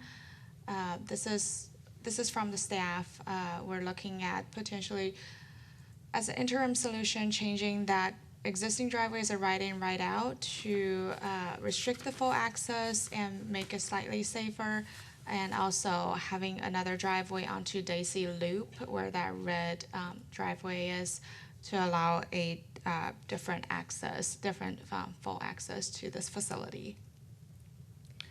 And then they will provide engineering and bid phase services. So I do want to kind of briefly talk through this. So they will provide us interim options. And for the driveway, they will also provide us up to 3 configurations for us to choose from. This is schematic phase. This scope also include necessary surveys, preliminary utility coordination in the area, drainage considerations. So if I'm going back to the previous slide, where the red one, where the proposed driveway is, it's a pretty steep slope going from the facility onto Daisy Loop, and we want to make sure we're taking into consideration that to not create a steep drop for that driveway, because that would be another safety concern. So there will be considerations of potentially reconfiguring that parking lot to make this all work. And then it also includes drainage concern for that area, signage, pavement markings, and then bid phase services, as well as cost estimations for 60%, 90%, and final. So the design timeline, right now we're looking at schematic exhibits. Those are the 3 options they'll provide us with the configuration. That's March 2026. 90% design is in June 2026, and looking at final design to be finished July 2026. And then the options to approve the task order with BGE for this work in the amount of $3,213.75, and option 2 is do not approve. And staff recommend approve the task order. So this includes, this particular task order includes all of the access to the Daisy Loop and to Daisy. Yes. What is the temporary solution on Daisy? So the specific Because that's where the exit and entrance will be. on Daisy Lane. On Daisy Lane until the Daisy Loop is finished, which will be another year. Yeah, so the interim solution, right now staff is recommending right in, right out. BG will look at additional if there's any needs for striping or signage, they will make a recommendation. My concern is that right in and right out, when you're exiting, especially when you're exiting and having to turn right from the driveway, the existing driveway, there's no place for people to turn around. Where do you go? You've got to go right. At what point does somebody that has to turn left out of that driveway get the opportunity to turn around and go the direction they need to go? So I do think the solution for that situation currently, you could turn right onto Daisy Loop and come out on the picture, that far end of Daisy Loop, and take a left, and that gets you better sight distance. And that's also the intention of that new driveway, is to have that far end of Daisy Loop as a full access. Yeah, that's kind of a strange configuration for the seniors to do. I'm wondering if we couldn't do something temporary at the Daisy, the current entrance and exit point, rather than right in and right out, such as a 3-way stop. We've already got a problem with the traffic speeding. That would certainly slow the traffic down and would certainly enhance the safety leaving that driveway. Yeah, we're happy to bring it back. Once we receive some recommendations, we can direct PG to look at some additional options to give us that we can choose from. That would be good. I really don't think the right in, right out at that is a good solution for the temporary. Understood. Any thoughts on that? I agree. I think, you'd have to be very familiar with that specific area to know that you could take a right and then the next right and then loop back around in order to be able to get out and turn left. And otherwise, you follow Daisy all the way into Buda before you can get to a point where you. Yeah. And you still have issues turning left on Daisy Lane because of the speed of the traffic. Oh, Daisy's one of our most dangerous roads in all of Kyle. It's, I'd rather not add to that problem. I agree with you 100%. Any other thoughts? If I could just add right there on that corner there, what we're talking about is when you exit out of that facility, it's at an angle on the hill. So, and that's where a lot of the speed comes in when people are accelerating up the hill, is that's where the people would be coming out of, especially the ones that are going up the hill to come down on Daisy. So like right at that curve, right at the entrance out, it actually is more of a turn, not a straight. So that would be a challenge. I drove by there again the other day, and I'm thinking, trying to find solutions. If there's another way to where we can go from behind the building, we can use that access road to the lung doctor's facility, to where we add on to that. Because I know that's where I go to my doctor's office for my appointments. It's kind of tricky just getting out of there at times. So anything we can do, ma'am, to really look at different angles. And I agree with Dr. Harris. For seniors, it's going to be very difficult, and it could be make them very nervous, especially in the evenings when they have events.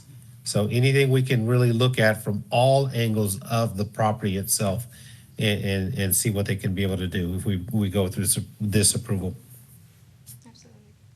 Something to consider too is eventually we're going to have Kyle Parkway being extended through there and maybe having access, to the south. Roundabout, yeah. That allows connection to that road when it eventually gets built. Long-term possible solutions, things to consider. Short term, we just need to get people out of that parking lot where they can turn right or left safely. So what do y'all want to do? I think the stop signs are a viable solution right there. I think it's the cheapest and best that I can consider right now. Well, I think what we would recommend is to work with our engineering firm to look at that option and bring some options back about how we can do that to make sure we can do that safely. It's certainly an option that can be considered. I don't know Well, if it Mike needs has to any we comments on need that. a solution before the center opens. Yeah, Mike Trimble, we'll continue to take a look at it. What I don't want to do is create another issue with whatever solution we put in place. I mean, stop signs, I think we could take a look at that. I'd be concerned about, again, because of the speed and safety issues we're already having out there, I'd want to take a closer look at that and model that out to see how that's going to look. But I'll work with our traffic engineering team to look at options. I'm sure we can come up with some interim solutions to maintain the access, but also maybe improve the safety of it, because I know that's the main issue right now, is being able to take those safe left turns out of the facility. So we'll just take a closer look at that on the interim and see what we can do. Thank you. Too many of us, I think from day one, especially Councilmember Tobias, have identified this as a concern. So we, at the very least, have to exhaust every single option, regardless of what the final decision is. Agreed. We'll prioritize that along with moving this full project forward. Thank you. So, Mayor, what we're going to be voting on is the funding for the design phase. Okay. Right? Okay. Correct. Motions? Motion to approve item 11. All right, motion by Councilmember Harris, second by Councilmember McKinney, that we approve agenda item 11. Is there a discussion on that motion? All those in favor say aye. Aye. All opposed? All right. Aye. Motion carries 7-0. All right, next up is agenda item 16. Consider approval of a resolution to assign city council districts to serve as representatives on the Board of Aging appointment panel. This item is presented by Ms. Kirkland and was pulled by Councilmember Harris. Councilor Harris? Yes. I just would like to have a consideration. I would like, the way this was written would not put me on this panel. And given that this particular Board on Aging was my It's your board. initiative. Well, not necessarily my board, but it was my initiative. I would really like to be on this panel that reviews the board applicants. So why are you not able to be on it based on the format? Well, in the backup documents, it shows that it would be District 2, I think, that would be assigned to that. Proposed resolution is for District 1 and District 3. And 3. And my understanding is we did that because those were the next two to be assigned to a panel. It had nothing to do with who was in the seats as opposed to. You're talking about the interview panel? Yes. Oh, okay. Well, We I don't think, have interviews, but yes, the appointment panels, yes. what is that about interviews? We don't have interviews. Why not? The appointments. Yeah, they're not doing interviews. But it's the appointment panel. They do look at the applications. Okay. You don't do interviews? So, right, and the reason why we're recommending. Say it one more time. It's hard to.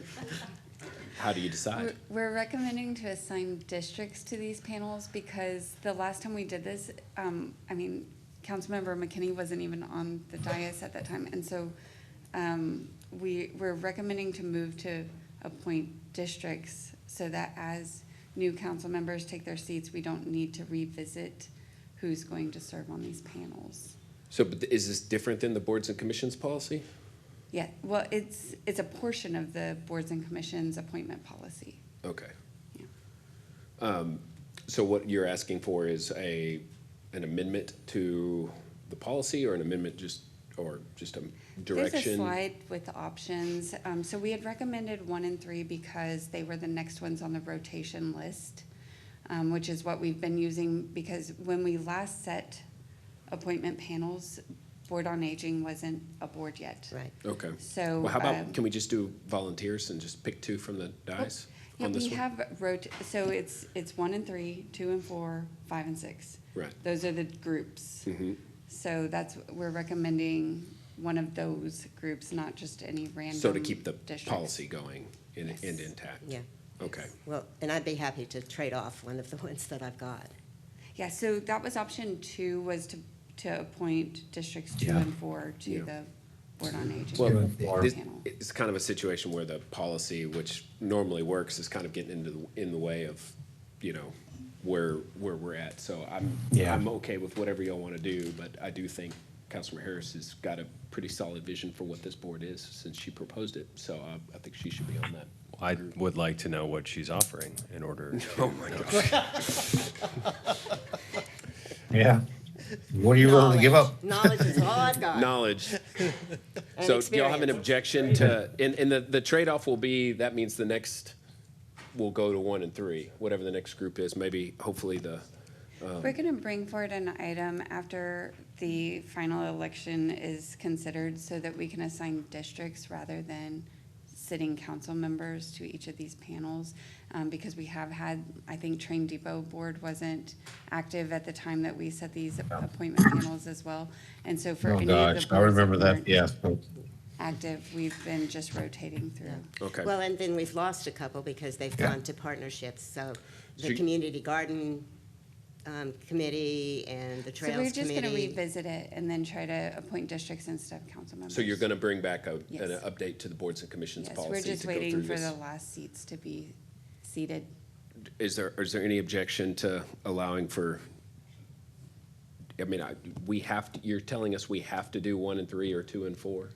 We're wanting to go ahead and fill the vacancy that's on Board on Aging, so that's why we're trying to set a panel to select the final member of Board on Aging. Okay. Do any of? I have to agree Yeah. with Dr. Because Harris. you- Like, you can- I can't right, imagine. you kinda anybody- remember The what it answer is was we can do whatever before. we want on this, but, I'm sorry. I'm sorry, go ahead, Tobias. It's kind of like, I understand what the secretary is saying, because when we did this before, it was always a matter of like, well, I want to be part of the parks because I love the parks. Well, I love books, so I want to be part of that. Then one council member felt left out for the other.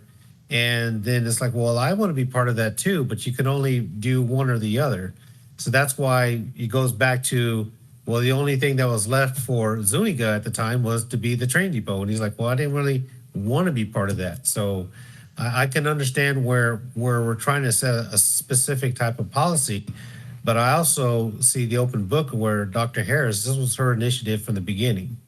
So, I mean, to me, I have no problem with option 2 of having District 2 and 4. But if they want to wait for all the elections to be done and wait for new cast members in a sense, or new whoever it's going to be, then I can stand by on that.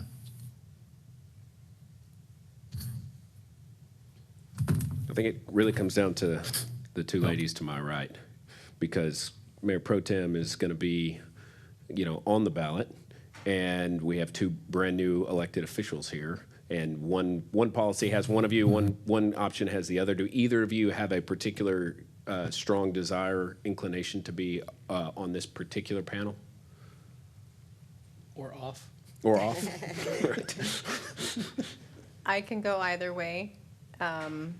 Laura Lee has vast knowledge on the panel, so if the vote is for 2 and 4 to pick it up, I'm happy to oblige. All right. Are you okay with that? All right. I'd like to make a motion for option 2. Second. All right. Motion by Mayor, second by Councilmember McKinney. We approve option 2 for item 16. Is there discussion on that motion? All those in favor say aye. Aye. All opposed? Aye. All right. Motion carries 7-0. You're a shrewd negotiator, Mayor Pro Tem. Well done. All right. Next up is agenda item 20, consider possible action. Consider approval of a resolution finding public convenience and necessity and authorizing use of eminent domain to condemn, if necessary, fee simple title to a parcel of land containing .0092 acres and an electrical easement over .1436 acres as described in Exhibits A and A1 to the resolution from certain real property owned by the Christina W. Phillips and Andrew W. Phillips Irrevocable Trust for the public use and purpose of construction of public roadway, utility infrastructure, and drainage improvements for the Windy Hill Road Realignment Improvement Project. Ms. Schmeitz. Good evening, Mayor and Council. Amber Schmeitz, Deputy City Manager. In 2022, the City of Kyle voters approved Proposition A, a road bond for 8 transportation projects across Kyle, totaling 10.3 total miles of new location, reconstruction, and widening projects to improve the city's transportation network. This project will improve Windy Hill Road from the northbound IH-35 frontage road to Purple Martin Avenue. Here's a picture of the project limits. The alignment and design features were approved by the City Council in January of 2024. The task order to LAN to complete the preliminary design was approved in March of 2023, and the task order to LAN to complete final design was approved in March of 2024. Here's the site information for Windy Hill, Parcel 4 and 4E. To acquire the right-of-way and easements needed for the roadway, a survey was completed and an appraisal was performed on the needed tract.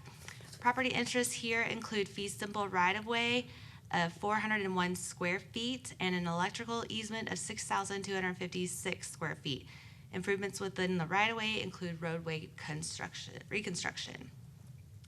Public convenience and necessity refers to the council determining whether the city's acquisition of an interest in a specific piece of real property, such as an easement or fee simple title, is necessary to effectuate a particular public use for the public's convenience and necessity. In this situation, the PCN finds that the Windy Hill Road project is necessary and required to promote the public health, safety, and welfare of the community, and that acquisition of the identified property is required to complete the project. When the property owner and the city are unable to reach a negotiated agreement, the PCN authorizes the city to initiate eminent domain proceedings if necessary to acquire the needed property. And so we ask that you approve the resolution. All right. If there are no objections, I'm going to read out the motion on this.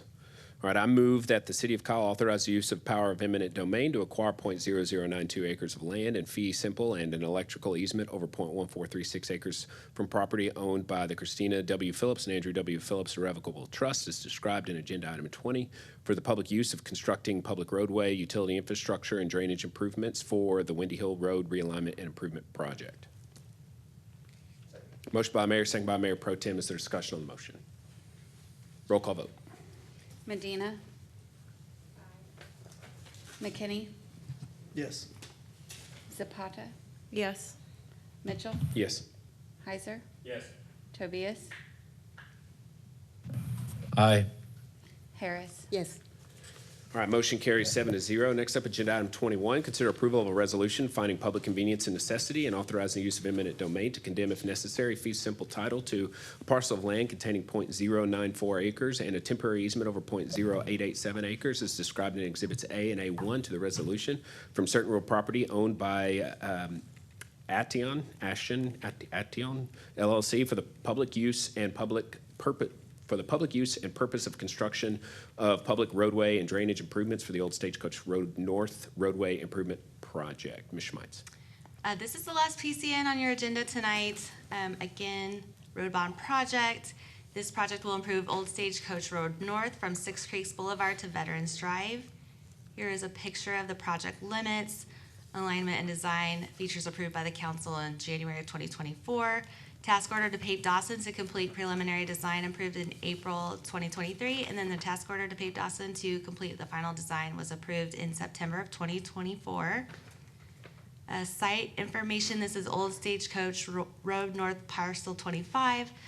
We performed a survey and an appraisal here.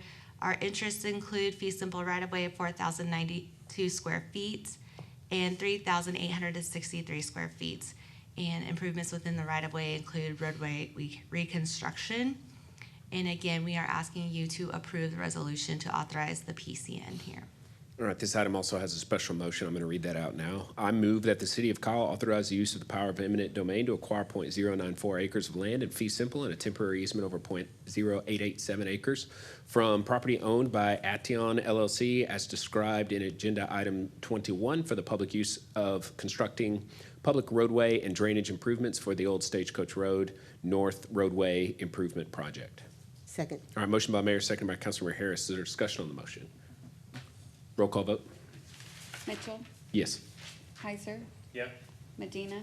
Yes. Harris. Yes. Tobias. Aye. McKinney. Yes. Zapata. Yes. All right, motion carries 7-0. Next up, agenda item 22, first reading. Consider approval of an ordinance for voluntary annexation of approximately .4 acres, being .18 acres to be known as the Castillo Tract 2 and .22 acres of adjacent Pump House Road right-of-way located at 100 South Old Stagecoach. This item has a public hearing. Do you want me to open up the next one as well, or are they completely unrelated? They're completely All separate. right, go ahead. All right, good evening, Kayla Sharp, Senior Planner.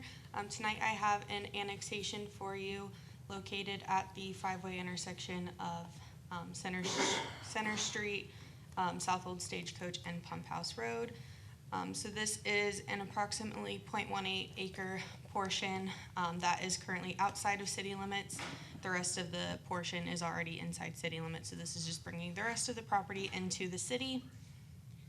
Including the adjacent Pump House Road right-of-way. This is about 0.4 acres in total, 0.18 being the actual parcel itself, and about 0.22 acres of right-of-way.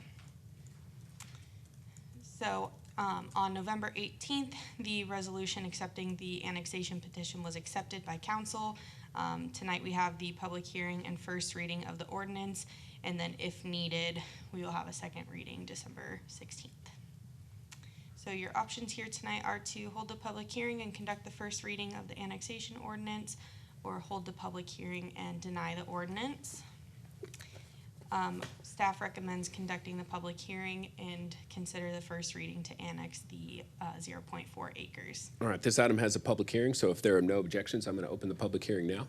Seeing none, the public hearing is now open. Is there anyone who wishes to come forward and speak on this item? All right, seeing none, I'm going to close the public hearing. Public hearing is now closed. Motion to approve?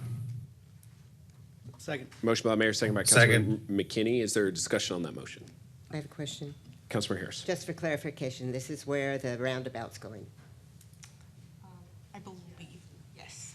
Thank you. All right. Anyone else? All those in favor say aye. Aye. All opposed? All right, motion carries 7-0. Next up is agenda item 23, first reading. 6-0. Do I need to wait for him to come back, finally pass? He Is said that- aye. All right. Well, we'll keep an eye on him. All right, next up is agenda item 23. All right, I'm going to recall the vote for agenda item 22. It was 6-0. We're going to try to get it finally passed. So I'm going to call it again for the annexation. All those in favor say aye. Aye. All opposed. Motion carries. Aye. Motion carries 7-0. If there are no objections, we're going to have this item finally passed. Seeing none, it's finally passed. Next up is agenda item 23. First reading, consider approval of an ordinance for voluntary annexation for approximately 1.287 acres or 56,083 square feet to be known as the Old Stagecoach Road Park located at 901 North Old Stagecoach Road. This item has a public hearing. Ms. Sharp. All right, good evening, Kayla Sharp, Senior Planner. One more annexation for you tonight. This will be for a 1.287 acre parcel where the old stagecoach tree is being relocated. The city worked with Six Creeks to acquire the land for the pocket park, which is needed to relocate the large specimen tree from the North Old Stagecoach right-of-way. So this will bring the parcel into city limits. And as I mentioned, this is a 1.287 acre parcel. November 18th, the resolution for annexation was accepted by the council, and then tonight we'll have public hearing and first reading of the ordinance, and then if needed, December 16th will serve as the second reading. All right, this item has a public hearing, so if there are no objections, I'm going to open the public hearing now.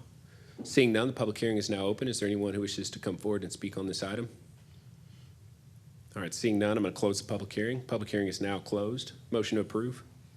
Second. Motion by Mayor, second by Councilmember Second. McKinney that we approve agenda item 23. Is there discussion on the motion? Sorry, Tobias, your delay is preventing your second. All right. All those in favor say aye. Aye. All opposed? Aye. All right, motion carries 7-0. Is there any objection to this item being finally passed? Seeing none, this item is finally passed. All right. Next up, agenda item 24, recognition of Moi for his service. I wanted to do this at the end of the meeting, and I didn't want to do it at the next thing. So, yeah, appreciate you guys. So, thank you, Mr. Langley. Well, Mayor Mitchell, we want to take a moment to recognize you for your service. This is your last meeting, as I understand it. I know you've been trying to resign since July, and we've drug it out as long as possible for you. But we really do appreciate everything you've done for the city, and 9 years of service is quite an accomplishment.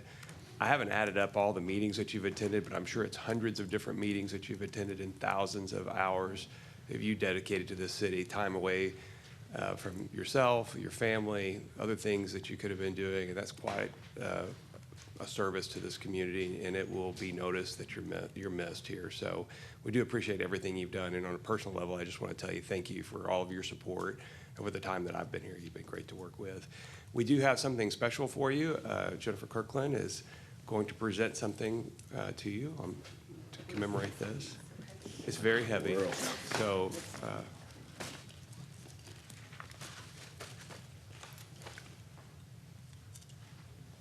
and yes, you do have to open it here. No, I don't. I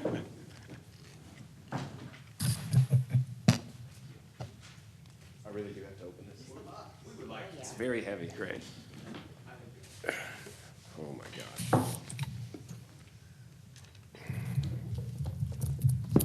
A gavel. Oh, wow. Thank you. I'm working on it. Hang on. Oops. Oh. Wow. Thank you. Thank you very much. The one with the longest serving mayor. It was close. I wrote the last one on this one, so I always title my agendas based on what I think the it's like a friends thing, you know? So, thank you. Thank you very much. I appreciate that. Knowing how uncomfortable this all makes you, I'm gonna say something to really lean into it.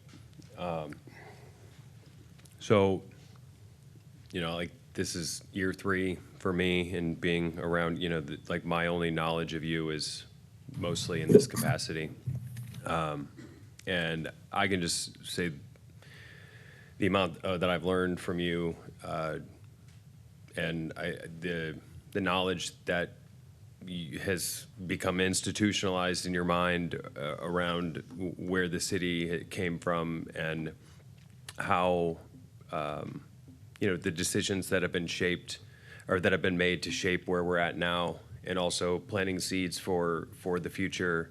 You know, that's largely, overwhelmingly in a tribute to you and all the hard work I would say you've done to educate yourself on other cities that have gone through similar experiences. And I think that it would have been really easy to kind of botch how, you know, how Kyle's developed at a time when you can't make too many bad decisions. And I know that there's going to be people who are going to be really happy that you're gone, but I can say with all ultimate certainty that you know, we're in a better spot because of everything that you know, all the sacrifice that you've made and everything you've done to try to learn as much as humanly possible to make the best possible decisions. Whether or not they're the right ones is anyone can disagree with that, but you know, I'm very thankful to have served with you, and so that's all. You're going to be missed. Thank you. Councilmember Harris. I'd like to say something too. I met you when you were a neighbor, and I knew you before I realized that you were on the council. I remember you riding your bicycle down the sidewalk with the boys, who were very little at that time, and meeting Corey, and just thinking what a wonderful, wonderful family it was, and how much fun it was to have those boys around, riding bicycles around. You've been a great asset to the neighborhood. And then I realized that, oh my gosh, he's on the city council.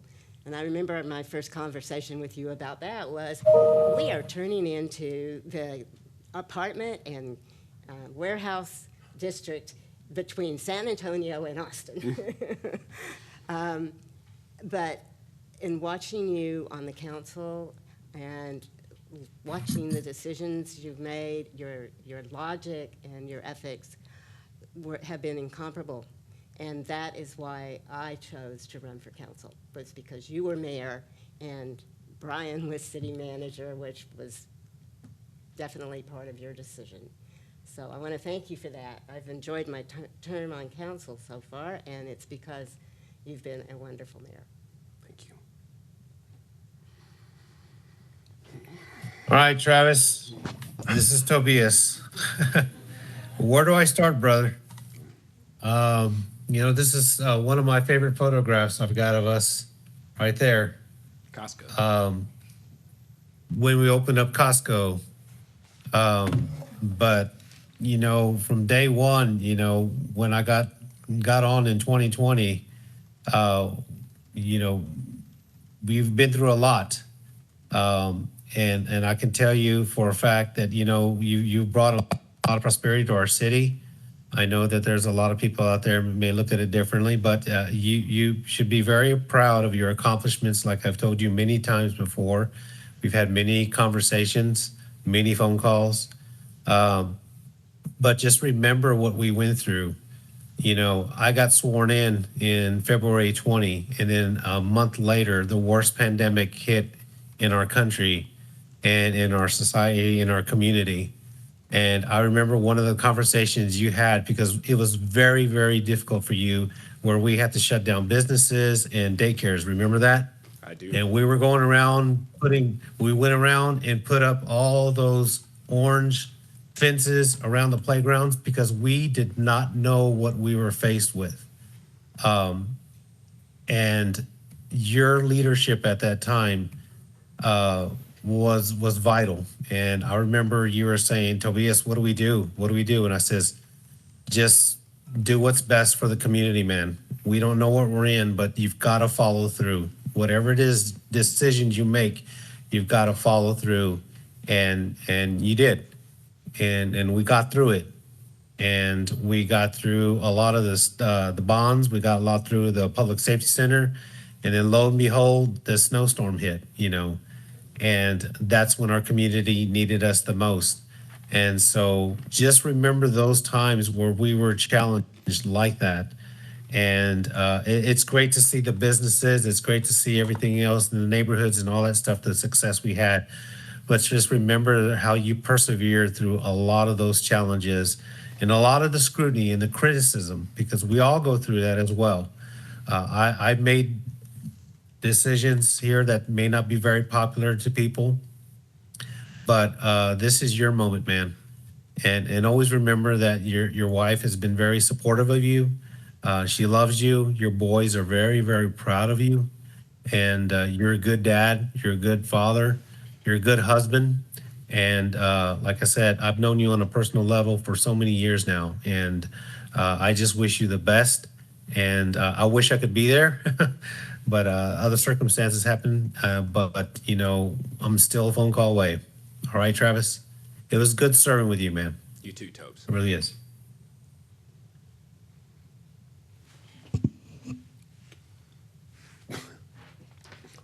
Robert Rizzo.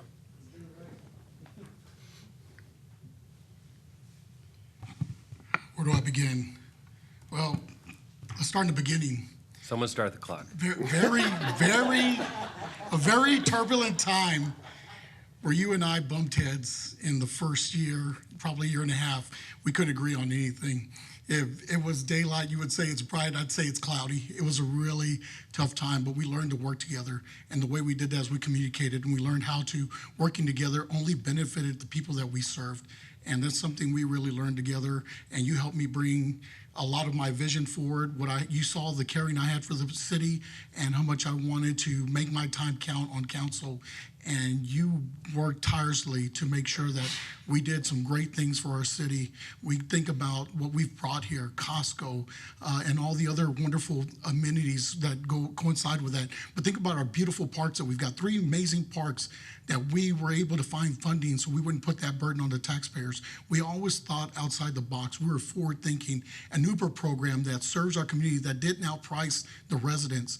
There's a lot of accomplishments that we've been able to work together as a council, and you've been a part of a lot of amazing councils, and leadership really counts when you're working together. Being able to communicate with your fellow council members, even when you don't agree on agenda items, is really key in that leadership role, and you've always done that. It's really amazing. But then when you think about the hard times as well, and Michael brought them up, COVID, the snowpocalypse, when you and I were on the phone with Mike Pence when COVID first hit, we knew it was real, and we went to work. And it was great to see how much you cared about the community, how much you wanted to save lives. We didn't know anything about COVID, but your number one focus was to save lives. And you put everything else above that, and that was important. The snowpocalypse, we found out during that time working together that the residents, we didn't have a plan in place to really take on a really good, catastrophe in our city. So what we did is we started the emergency management and making sure that we put in place our emergency management command center and the public safety, and making sure we had a plan to move forward in any event that happened in our city, whether good or bad, so we could move forward. And there's just so much more. I mean, everything that you've brought to the city when it comes to your knowledge, your leadership, was important, and I really appreciate your time, your sacrifice away from your family. You and I had that conversation one day. Your boys are getting big. They're going to grow fast. And I was telling you from experience, because my kids grew up really, really fast. And I said, spend every minute you can with them and allow your fellow council members to help as well. And you did that. It was really great. But other than that, I just want to thank you for not only your leadership, but your friendship. I know we didn't start off in the best of circumstances, but we ended up working together and working with our fellow council members. I love the way you've always come out to youth council members and worked with them, help them get adjusted, be a resource for them as well, and in a non-biased way. That was really, really important as well. And look, honestly, that seat, it holds a big burden.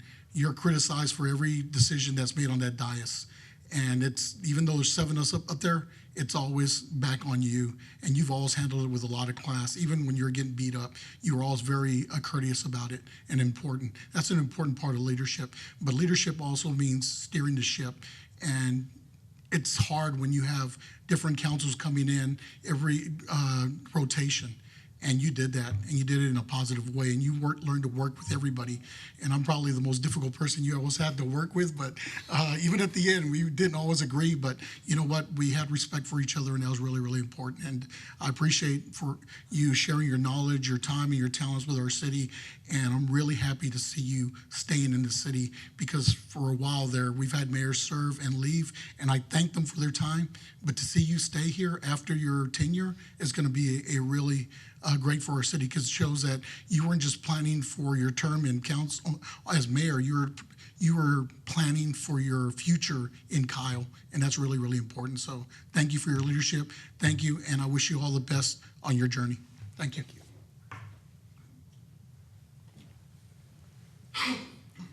I'm not calling on you. We Councilmember McKinney. we didn't work together for very long professionally, but you and I have had conversations going back years. And that is one thing that I don't think a lot of people give you credit for, is that you have always been open to the conversation. You've always, whether I agreed with you or not, I believed in my heart that you were doing what you thought was absolute best for the city of Kyle. Never questioned where your intent was coming from. And, you know, I appreciate the mayor that you are. Thank you.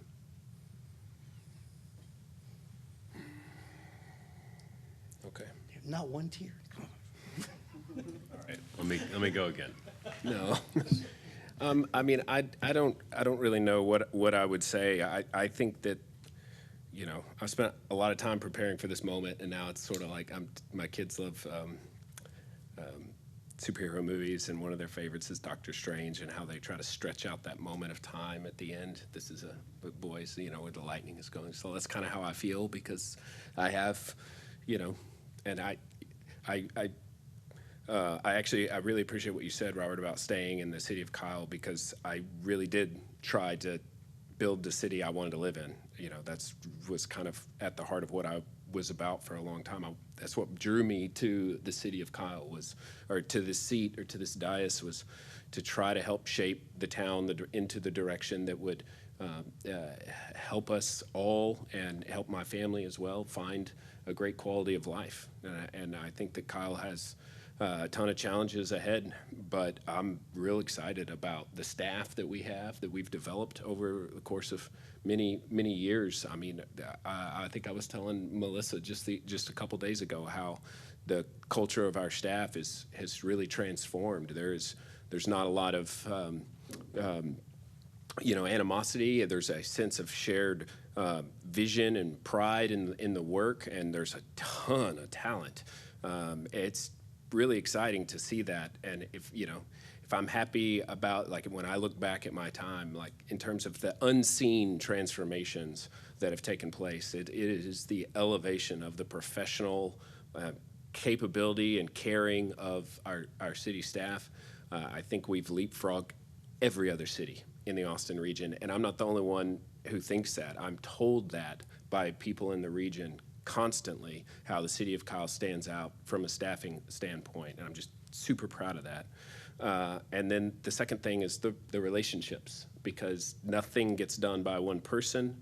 It is a group effort, and there is friction in that. But that time spent working with my colleagues, working through issue after issue after issue, and having a long memory but also a short memory.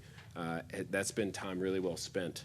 And I think I was telling both of you too about how, like, it's strange. It's like an arranged marriage, but like what you also realize is that you have a common bond that no one else can really understand, because you're here, from 5 o'clock until midnight going through 40 items, and maybe some folks are interested in 1 or 2 items, but like you have to be interested in every single one, and you have to make decisions as a group. and you do it over and over and over, it's a pretty cool thing. And I'm just the luckiest guy in the world to have been able to serve with 21 colleagues up here on this dais, and really proud of that. So, you know, we've built a lot. You know, we've made a lot of decisions, and I've even told you all here just a couple hours ago about some decisions that I wish I could do over. But on the whole, I am really proud of the time that I've gotten to serve, and I'm gonna stay. But I've made it clear to the new council members, but also to the ones that are here, like I'm moving on. Like I'm gonna be. You're not gonna see me at the dais talking to you and trying to persuade you about some item a couple meetings from now. It's not gonna happen. But if you want to know my opinion on something, I would be more than happy to give you opinions, counsel, advice, and I would be honored by it, frankly. Even if you're like, man, let's throw him a bone and see what he has to say. It would, you know, you have that sense of like falling off the cliff where all these things continue moving forward, and I feel like I do have a lot of knowledge, institutional knowledge, but also just I love this town and I love what happens up here. I think good things happen up here more than bad. So I hope to see if there's any gift you can give me, it's for a prospering council, for whatever council ends up here after I'm gone, for you to work together, figure it out together. Don't allow hatred and animosity and politics to come between you and stop you from moving the city forward.